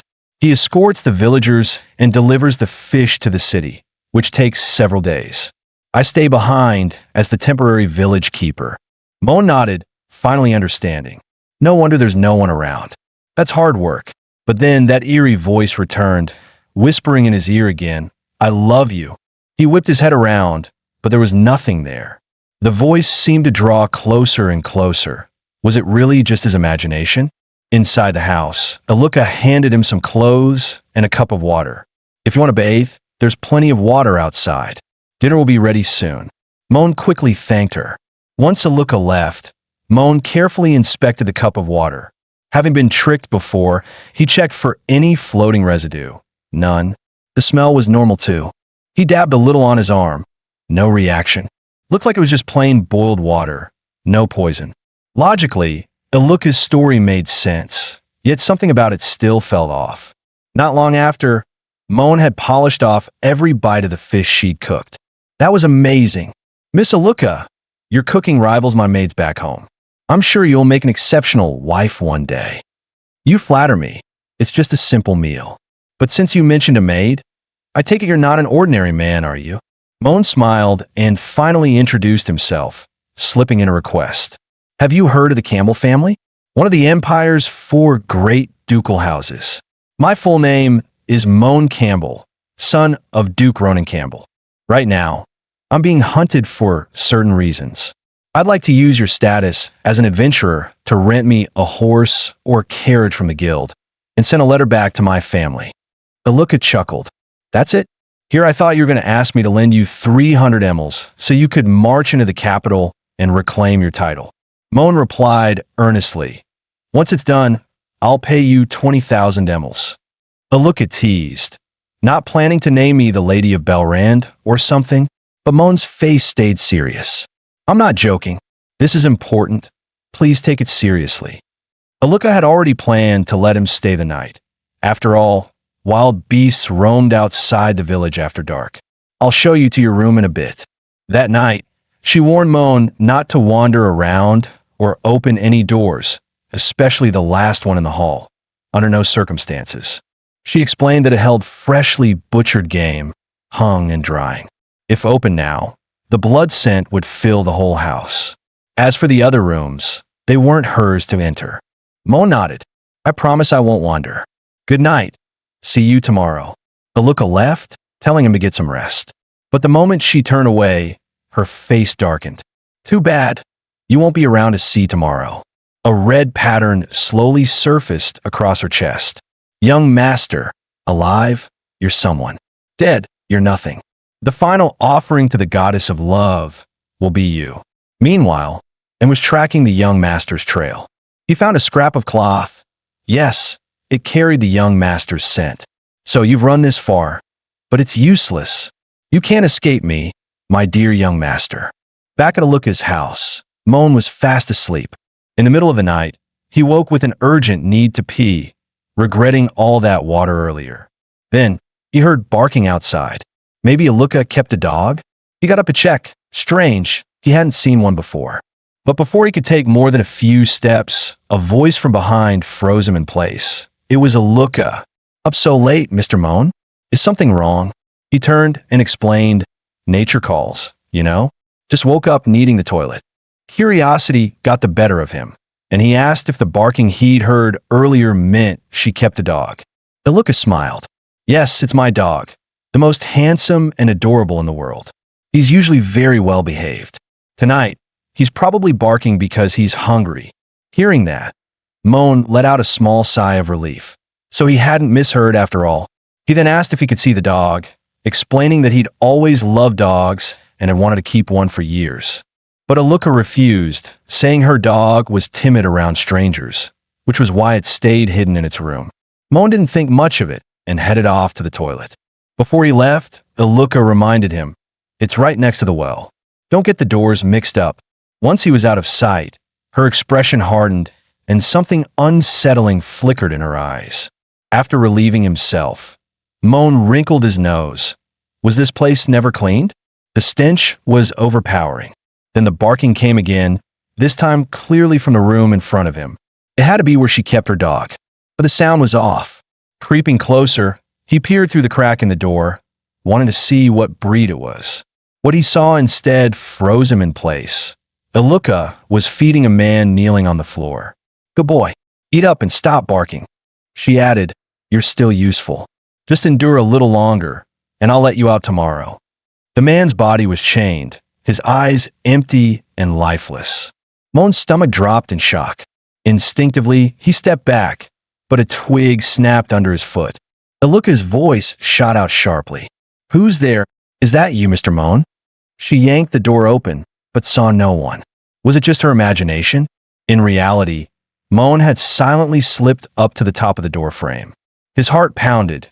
She looked so gentle and harmless, yet she was clearly dangerous. The man's face was identical to the one in the photo displayed in the hall. So this was her so-called husband. Great. He'd just escaped the clutches of a Yandere. only to run into a full-blown psychopath. Why did trouble keep finding him? The village's eerie silence now made his skin crawl. An adventurer who kept her husband like a dog, a so-called god of love, and those strange noises that kept cropping up. He had planned to seek help from the Adventurers Guild, but staying here was out of the question. Without wasting another second, he activated Shadow Step and vanished from Iluka's home. Meanwhile, Iluka walked straight to Moan's room, knocking softly. "Mr. Moan? Are you in there?" She pushed the door open, only to find the room completely empty. He was gone. In the next instant, a strange power surged through her, and she smashed the cabinet beside her into splinters with one punch. Damn it. When did he figure it out? Just then, a knock sounded at the door. Her eyes narrowed. Could it be him? She swung it open, but instead of Moan, it was, and Iluka froze for a moment. "Master, still." She smiled and welcomed her in. "Master, are you wearing a maid outfit? How adorable." And explained that she had left the estate in a rush and hadn't had time to change. "But why call me master the moment I walk in? I don't remember ever teaching you anything." Iluka grinned. "You've forgotten? It was your words that gave me the courage to embrace my true self. Because of you, I dare to confess to Ade." She brightened. "Master, would you like to see the result of my hard work?" She asked and to wait, but Anne's nose twitched. There was a lingering trace of the young master's scent in the air. Yes, Moan had been here, and mixed with it was the faint smell of blood. Soon, Iluka returned with a man in tow. The sight made and raised an eyebrow. Iluka was holding a chain, leading her husband like a pet. "Master, this is my beloved husband. Ade, say hello." The man gave a low, obedient woof. Ade pawed and blinked. Apparently, couples could live like this too. She chuckled. "Not bad at all." Iluka waved it off. "Compared to you, master, I'm still far behind. You'd have already made your lover submit completely, body and soul." And sighed. "You've done better than me. To be honest, it was my own carelessness that allowed my young master to slip through my fingers." Iluka suddenly realized. "Wait, your lover, is it Mr. Moan?" Anne's eyes widened. "So he was here. Where's he now?" "He was here earlier," Iluka confirmed. "But," she led into the room Moan had stayed in. "I found him on the road this afternoon, in tattered clothes, so I let him stay here. But not long ago, I heard a noise, and when I came to check, he was gone. He's been gone less than 2 hours." She quickly added, "Don't worry, master. I've learned a hunter's tracking spell that can reveal his footprints. At night, he won't have gotten far. If we go now, we can still catch him." She began preparing her spell, warning, "Please don't wander around. This place isn't mine, and especially don't open any other rooms. It's safer to stay right here." And nodded. "All right, I'll wait here for you." Once Iluka left and lay down on the bed Moan had slept in, clutching his pillow. "Young master, you crossed 3 cities to get here. Do you really hate me that much?" Suddenly, she noticed someone else. The husband of Iluka was still in the room. In the next moment, he cried out, as if his consciousness was returning. "Yeah, everyone," he muttered, shaking, and quickly asked, "Are you all right?" Iluka's husband. Rod suddenly gripped her hand and rasped, "Leave now, and don't go to the last room." His eyes then glazed over again, as if he'd lost all awareness. The last door, and stomach tightened. This place was more dangerous than she'd thought. Following the clue, she reached the door, only to find it locked. She cast a spell, breaking it open. The moment it swung open, an overpowering stench of blood filled the air. The sight made her freeze. Corpses of the townspeople were scattered everywhere, and on a cross ahead hung a woman. It was Jia, the adventurer who had once been in Iluka's party. A cold chill ran down Anne's spine. Could this all be Iluka's doing? A voice came from behind her. "Master, so you found out. But that's fine. You and I are the same kind. You'll understand me, right?" Iluka murmured with an eerie smile. "I love you. So, you've been corrupted by the evil god," and said darkly. Iluka covered her face and laughed, then threw her head back in maniacal joy. "Master, how dare you speak that way about the god of love? That's blasphemy." She went on feverishly. The god of love has been so kind to me. To fulfill my wish to love everyone, he granted me power and pressed, and the price. No price, Iluka replied. He asked nothing, only that I see my true self. Master, you and I are the same. She smiled sweetly. Now, the love I offer to the god of love is missing just one last person. So, Master, you'll accept my love, won't you? And sighed. Looks like you're beyond saving. Iluka raised her blade toward, and her tone disturbingly gentle. Master, you'll understand me. Don't worry, I'll cut your throat softly. In the next instant, and unleashed the iron prison. She summoned a dagger and slashed Iluka's throat, blood spraying. Iluka collapsed to her knees. I'm sorry, Iluka, but I can't let you hurt anyone else, and said quietly. Iluka's voice trembled with confusion. I didn't hurt anyone, Master. I just gave them my love. I love them. What did I do wrong? Enough, and barked. That's not love. If it's not love, then what is it? Iluka demanded. Taking everything from the one you love, this is love. Isn't this what you taught me? And could only murmur, I'm sorry, before turning away. The evil god's whisper had twisted her into believing that killing was love. In the end, it was my fault she became this way. Once I find the young master, I'll return and give you a proper burial. Suddenly, a chilling voice echoed through the room. Over and over, I love you.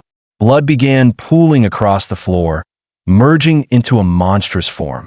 And knew this was the evil god's true body. Meanwhile, Moan was still running for his life. He slowed to rest, thinking he'd gotten far enough. Seems like it's safe now, but a figure shot toward him from behind at blinding speed.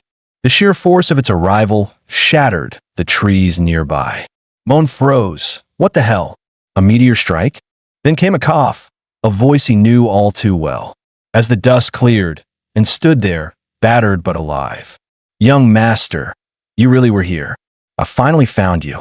Moan rushed to ask what happened. How did you get hurt like this? Who are you fighting? Can you stand? And his face was tense. No time for that. Young master, run. I'll hold her off. Before Moan could react, the evil god had already arrived. Master, where are you? Master, I love you. Moan's eyes went wide. Iluka, now fully consumed by the evil god, loomed before him in monstrous form. Come, accept my love, and become one with me. Iluka, having transformed into a wicked god, charged forward with a crazed grin. Isn't that Mr. Moan? I love you too. She hurled countless blood spears at Moan, before Moan could react, and rushed in front of him. Young master, dodge. A violent explosion erupted behind them. The blast caught and wounding her leg, and she skidded several meters before coming to a stop. Moan felt like his whole body was about to fall apart, but he suddenly noticed something was wrong with, and your leg's injured, and forced a smile, insisting she was fine. She shoved him aside and declared, I'll hold her off. Young master, run. Get as far away as you can. Don't worry. Once I deal with her, I'll come back for you. By then, Iluka had closed the distance. She laughed with wild delight. Perfect. Let me give you both my love together. She unleashed a massive blood cannon toward them and raised her iron magic to block it, though she knew it might not help. Then Moan's voice rang out. Shadow Step, 200% full power. In an instant, he scooped and up and slipped out of the cannon's path.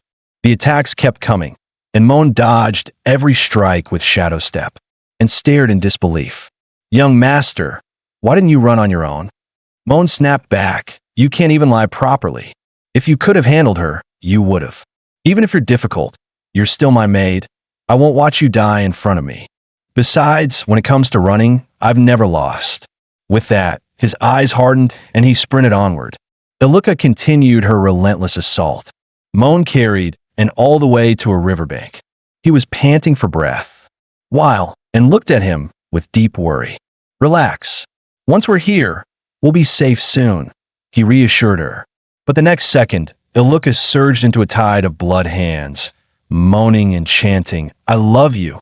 Hold on tight, and don't let go. Moan shouted. As the blood hands lunged, he leapt into the river with her in his arms. If I'm right, That thing can't hold itself together underwater. Sure enough, the blood hands disintegrated the moment they hit the water. But Moan realized and couldn't breathe. You've got to be kidding. And can't swim? Seriously? Dropping a ball now? Fine. No choice then. He took a deep breath and pressed his lips to hers. Meanwhile, Iluka lost their scent and seemed to give up the hunt. Her body trembled with fury. Why won't you accept my love, my pure love? She screamed, why? Why? Her wrath exploded outward, shredding everything around her. Forget it. No big deal. We're only short one person, and muttered, trying to sound indifferent. A sacrifice for the god of love, she whispered. Though reluctant, she added, wait for me, my master and Mr. Moan.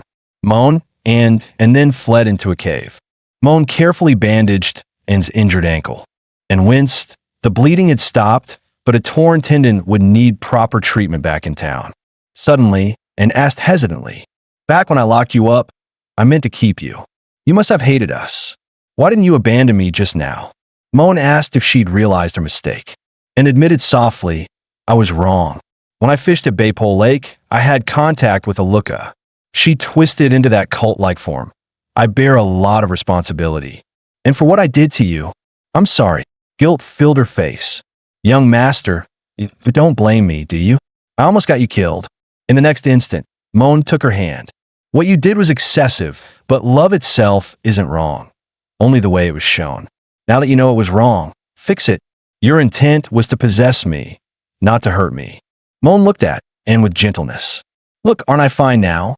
Pull yourself together and promise me you won't be so obsessive. At his words, N's eyes widened in surprise. Moan thought to himself that he was pretty impressive. Seeing her expression, he guessed his words got through. Maybe this would tame her sickly love tendencies. Then, in the next moment, N suddenly kissed him, collapsing into his arms and holding on for a long time. Young master, you really are the same as 10 years ago. Pure, gentle, sincere kind. Trying to stain you with my color over time was my mistake. It was the stupidest thing I've ever done. And slowly rose and declared, Young master, my energy is fully restored. For you, even a god will be slain by me. But suddenly sharp pain shot through her foot. She lost her balance and fell into Moan's arms. Moan urged her not to be a hero. You bled a lot. You're weak right now. And felt powerless and thought bitterly that she was still too weak. If only she were stronger, she could protect the one she loved. Moan decided to step outside and check if Iluka was nearby, telling N to rest. There was no movement for now. It seemed temporarily safe. Moan then asked, You said Iluka was some kind of evil cultist? More accurately, a deity, an evil god, right? And answered yes. Iluka is similar to me in origin, but a divine-favored one like me receives power from a watching god. Cultists of an evil god trade away heavy prices to gain power.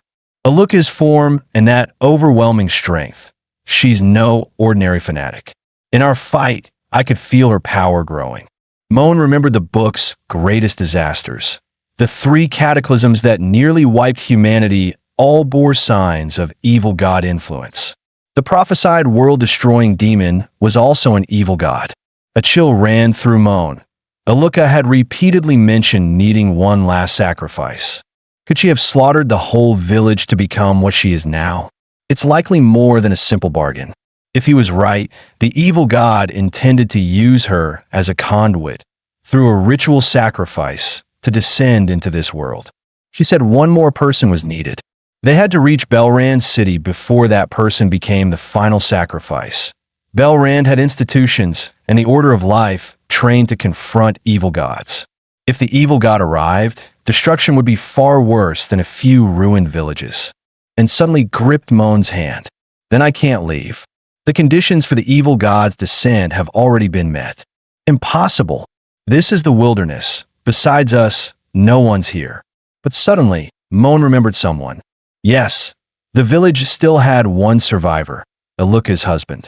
Moan slowly helped N to her feet. When the ritual is complete, that'll be her weakest moment.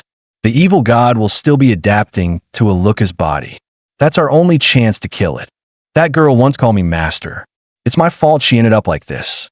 For Aluka, and for the villagers who died, I have to take responsibility. Moan intended to go with, but refused. Young master, you can't. This has nothing to do with you. There's no need to risk your life. Moan shook his head. I'm not doing this for you. Truth is, I still owe her a meal. Even if she was already corrupted back then, I could feel that moment of genuine kindness toward me. I ate at her table. That makes us half friends. And as a friend, it's my duty to see her off one last time. This is my will, non-negotiable. And cried out, this isn't about willpower, young master. Can't you see? We're far from any town without the iron cavalry. My strength is limited here. Even if I give it everything, I can't guarantee I'll kill Aluka or keep you safe. She leaned against him, pleading, please, young master. This all started because of me. If you're hurt again, I'll never forgive myself. So your power can't fully manifest here? Moan mused. Then he noticed something glinting on the ground, a single Emil coin. He beckoned and over. Casting illumination, light filled the cave. Looks like fate hasn't abandoned us after all. See the cut marks on the rocks near the entrance? This place must have been a stash for bandits or treasure hunters. He picked up a dagger. Its sharpness was average, but good enough. Moan asked, are you ready? And its form shifted into a heavenly angel. I'm ready. Then let's bring salvation to my disciple, my friend, Lady Aluka. Moan stood atop a massive iron pillar and spotted Aluka closing in. She was completely deranged now, screaming over and over, Ad, I love you. Just as An had said, her power kept growing, her body now 10 times larger than before. Moan drew a deep breath. Then regret struck him. Shouldn't have shown off earlier. This is an evil god. Same as with Cilicia, there was a better way. But he realized there was no choice. To leave and alone against an evil god while he ran would be nothing less than sending her to her death. Moan steeled himself. Whether it was an evil god or a Yandere, tonight it all ends. He shouted at Aluka, all eyes on me. I have an announcement to make. Aluka's gaze instantly locked on him. Hith. Mr. Moan, you've come to accept my love, haven't you? Moan snapped back. I'll never accept it, because I'm a paratrooper. With that, Moan leapt into the forest below. Paratrooper 1, Moan Campbell. The evil god spewed a torrent of blood from its mouth. Accept my love, Mr. Moan. Countless blood hands lunged straight at him. But this was exactly what Moan had anticipated. Not long ago, he and An had laid out their battle plan. Aluka, tainted by the evil god, couldn't be killed by ordinary means, and knew this well. So Moan's goal wasn't to kill or awaken her, but to find the source of the corruption, the medium through which the evil god had projected its power. A ring, a necklace, an amulet, some vessel. After all, this world forbids gods from casting power from nothing. Even deities need a conduit. For that, Moan needed and to clear a path for him, though she wasn't sure how. His idea was simple and would unleash suppressive fire, while he used his agility to search for the medium. 10 minutes. If he didn't find it, they'd retreat. But An doubted she could hold Aluka back. Even with replenished metal, Aluka might overwhelm her. Yet Moan intended to act as bait, draw her attention, and let An strike hard for an opening. And refused outright. Even unfinished, Aluka was already a true evil god. Risking the young master's life wasn't worth it. She'd rather flee with him now. Moan gently touched her face, meeting her gaze with warmth. It's just the two of us. I don't have combat power, so let me be the bait. The danger, leave it to you. As my family's finest maid, you'll protect me, won't you? And stared at him for a long time, then finally asked when she should strike. At that moment, the blood hands closed in on Moan. He shouted now. The iron pillar dissolved into nothing, and instantly unleashed iron dominion. The pillar shattered into countless razor-sharp spikes, all hurtling toward Aluka. They rained down like a storm upon her body, seizing the opening in her defense, and charged. Her blade pierced straight through Aluka's abdomen. You really came back. Master, Aluka whispered. Yes, Aluka. I came to save you. Moan and Anne's plan remained the same. Find the corruption source, and circled relentlessly around her. Then she conjured a massive silver weapon and hurled it at Aluka, but it barely fazed her. Aluka's voice was steady. So, Master, you try silver? Yes, it's the most effective medium against demonic blight. But it doesn't work on me, because I am a god. Suddenly, a voice rose behind her, moans. Is that so? Then take this. Super Ultimate Lightning Whirlwind Slash. But Aluka only sneered, as if she had foreseen it. Mr. Moan, I've been waiting just for you. Anne's instinct screamed. She instantly cast Iron Guard around the young master. Yet Aluka's strike was overwhelming. Even with Iron Guard, it couldn't be fully stopped. The two of them were blasted dozens of meters away, blood spraying across the air. Moan staggered, teeth clenched.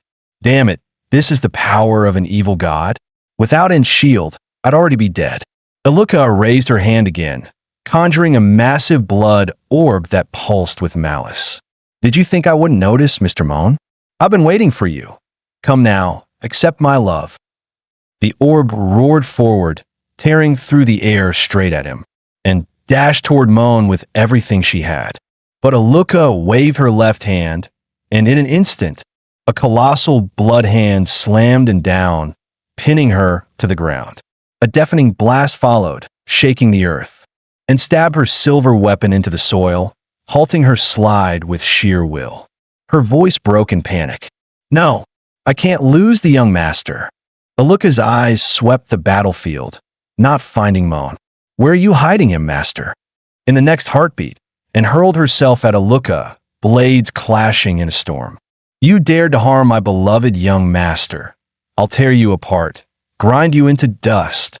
By now, Moan was gravely wounded, lying on the ground, unable to move. Suddenly, a sound echoed from deep within the jungle. A hand pressed on Moan's shoulder, whispering for him to stay still. Here, open your mouth, drink this stamina potion first. Moan turned around and was stunned to see Aluka's husband. Once the potion slid down his throat, he felt strength flooding back into his body. Still, he pushed himself up and cupped his hands in thanks. Thanks, brother. If not for that blood orb you blasted just now, I'd have thought my life was over here. Name's Rod, just call me Eder. And you, Moan Campbell. Rod's face darkened. Lady and is locked in a fierce battle with Aluka, but I doubt she can hold on much longer. Moan pressed. You're Aluka's husband. Then you should know why she turned into a follower of the evil god, right? Rod shook his head, regret weighing heavy in his eyes. I don't know when she was corrupted, only that it all began because of me. If I had noticed her feelings sooner, things wouldn't have come to this. But it's too late now. Her mind is already consumed by the evil god. As her husband, it's my duty to stop her. Moan nodded firmly. That's why I came back. If she escapes Belrand, everything will be lost. Ader, do you know where the evil god's relic is? Rod sighed. That accursed item, radiating with malice. I've never laid eyes on it. Moan was unwavering. It must exist. Aluka slaughtered an entire village. Where did the sacrifices go? An offering to a god always has a vessel. Rod froze, then recalled the scene. If my memory serves, the sacrifice was my own heart. Meanwhile, Aluka lashed out at, and with unbridled fury, screaming, I only wanted you to accept my love. Why do you reject me? And gritted her teeth, summoning her iron jade power to withstand the relentless assault. Aluka intended to use her master as the evil god's vessel. Since Mr. Moan and Ad are gone, you'll be next, my beloved master. A sudden voice stopped her cold. Rod appeared, dragging the unconscious Moan behind him. I brought the sacrifice, he said quietly. Aluka bloomed with joy. Ad, it's really you. Anne's face went white with terror. Tears springing, she charged at Rod. Let go of my young master, she cried.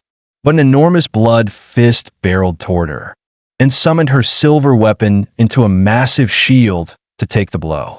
To her horror, the blood fist shattered the shield in an instant. Aluka cooed cruelly. This is my reunion with Ad. We no longer need you, master. She caressed Rod's cheek. I knew you loved me, Ad. You came back and even brought Mr. Moan. Good boy.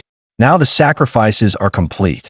Once the god of love descends, we'll be together again forever. Won't we, Ad? She whispered. For a moment, she worried that Rod was still under mind control. Don't worry, she promised. When this is over, I'll free you. Rod met her gaze with clear, gentle eyes. I failed you. If I'd noticed sooner, you wouldn't have fallen so far. Whatever sins there are, I'll pay them with you. Then, in a single swift motion, he drove a blade into Aluka's chest. It turned out everything had been Rod and Moan's plan. Trust me, Rod said grimly. If I'm right, Aluka's blood-formed body can only reach a much smaller range than when her true form is revealed. If she risks exposing half her core, it's likely to precisely lock onto and Moan could only admire Rod's sharp reasoning. Rod continued, if anything happens to Moan tonight, it would mean I fell first. Family duty comes before all. Moan waved him off. Don't speak like that. We'll see tomorrow's sun. Aluka stared at Rod in disbelief. Rod barked, Moan, do it now. In the next heartbeat, Moan activated Shadow Step and was behind Aluka. You damn evil god. Show yourself, he roared. Moan had found the evil god's core, the source of the corruption. Destroy that, and the ritual ends. Enraged, Aluka lunged at Moan, screaming, Return my god to me. But Rod threw himself between them to shield Moan. The sight sent everyone into a brief panic. Aluka kept calling, Ad, Ad, her voice breaking. Weak but resolute, Rod smiled. I told you. I'll walk with you to the end, Aluka. She trembled, tears slipping down her face. In the next instant, Aluka's emotions snapped. An overwhelming surge of rage and corrupted power ripped through her body. The impact hurled Moan through the air. He couldn't believe it. Hadn't he already taken out the evil god's core? But the scene before his eyes told him something was terribly wrong. No way. Had the ritual already been completed? The truth hit him. The evil god was about to devour Anne. Moan instantly triggered Shadow Step, darting forward. With speed and power pushed to the limit, he charged straight at Aluka. At the last second, just as Anne was about to be consumed, he grabbed her hand. Are you kidding me? I call you a bastard once, and you throw a tantrum, descending in person? There's no way I'll let you eat my maid. By now, Aluka had completely transformed into a monster. With no other options, Moan had to gamble everything. He shouted, Black Book, get out here and save me. In the next instant, Moan was pulled into Black Uncle's space. It was the Black Book that had dragged him in. Moan demanded, Tell me, how do I save Anne? The Black Book simply raised a finger and pointed upward. Moan frowned. You wanted to look up? What's up there? He lifted his gaze, and a massive, blood red eye was staring straight at him.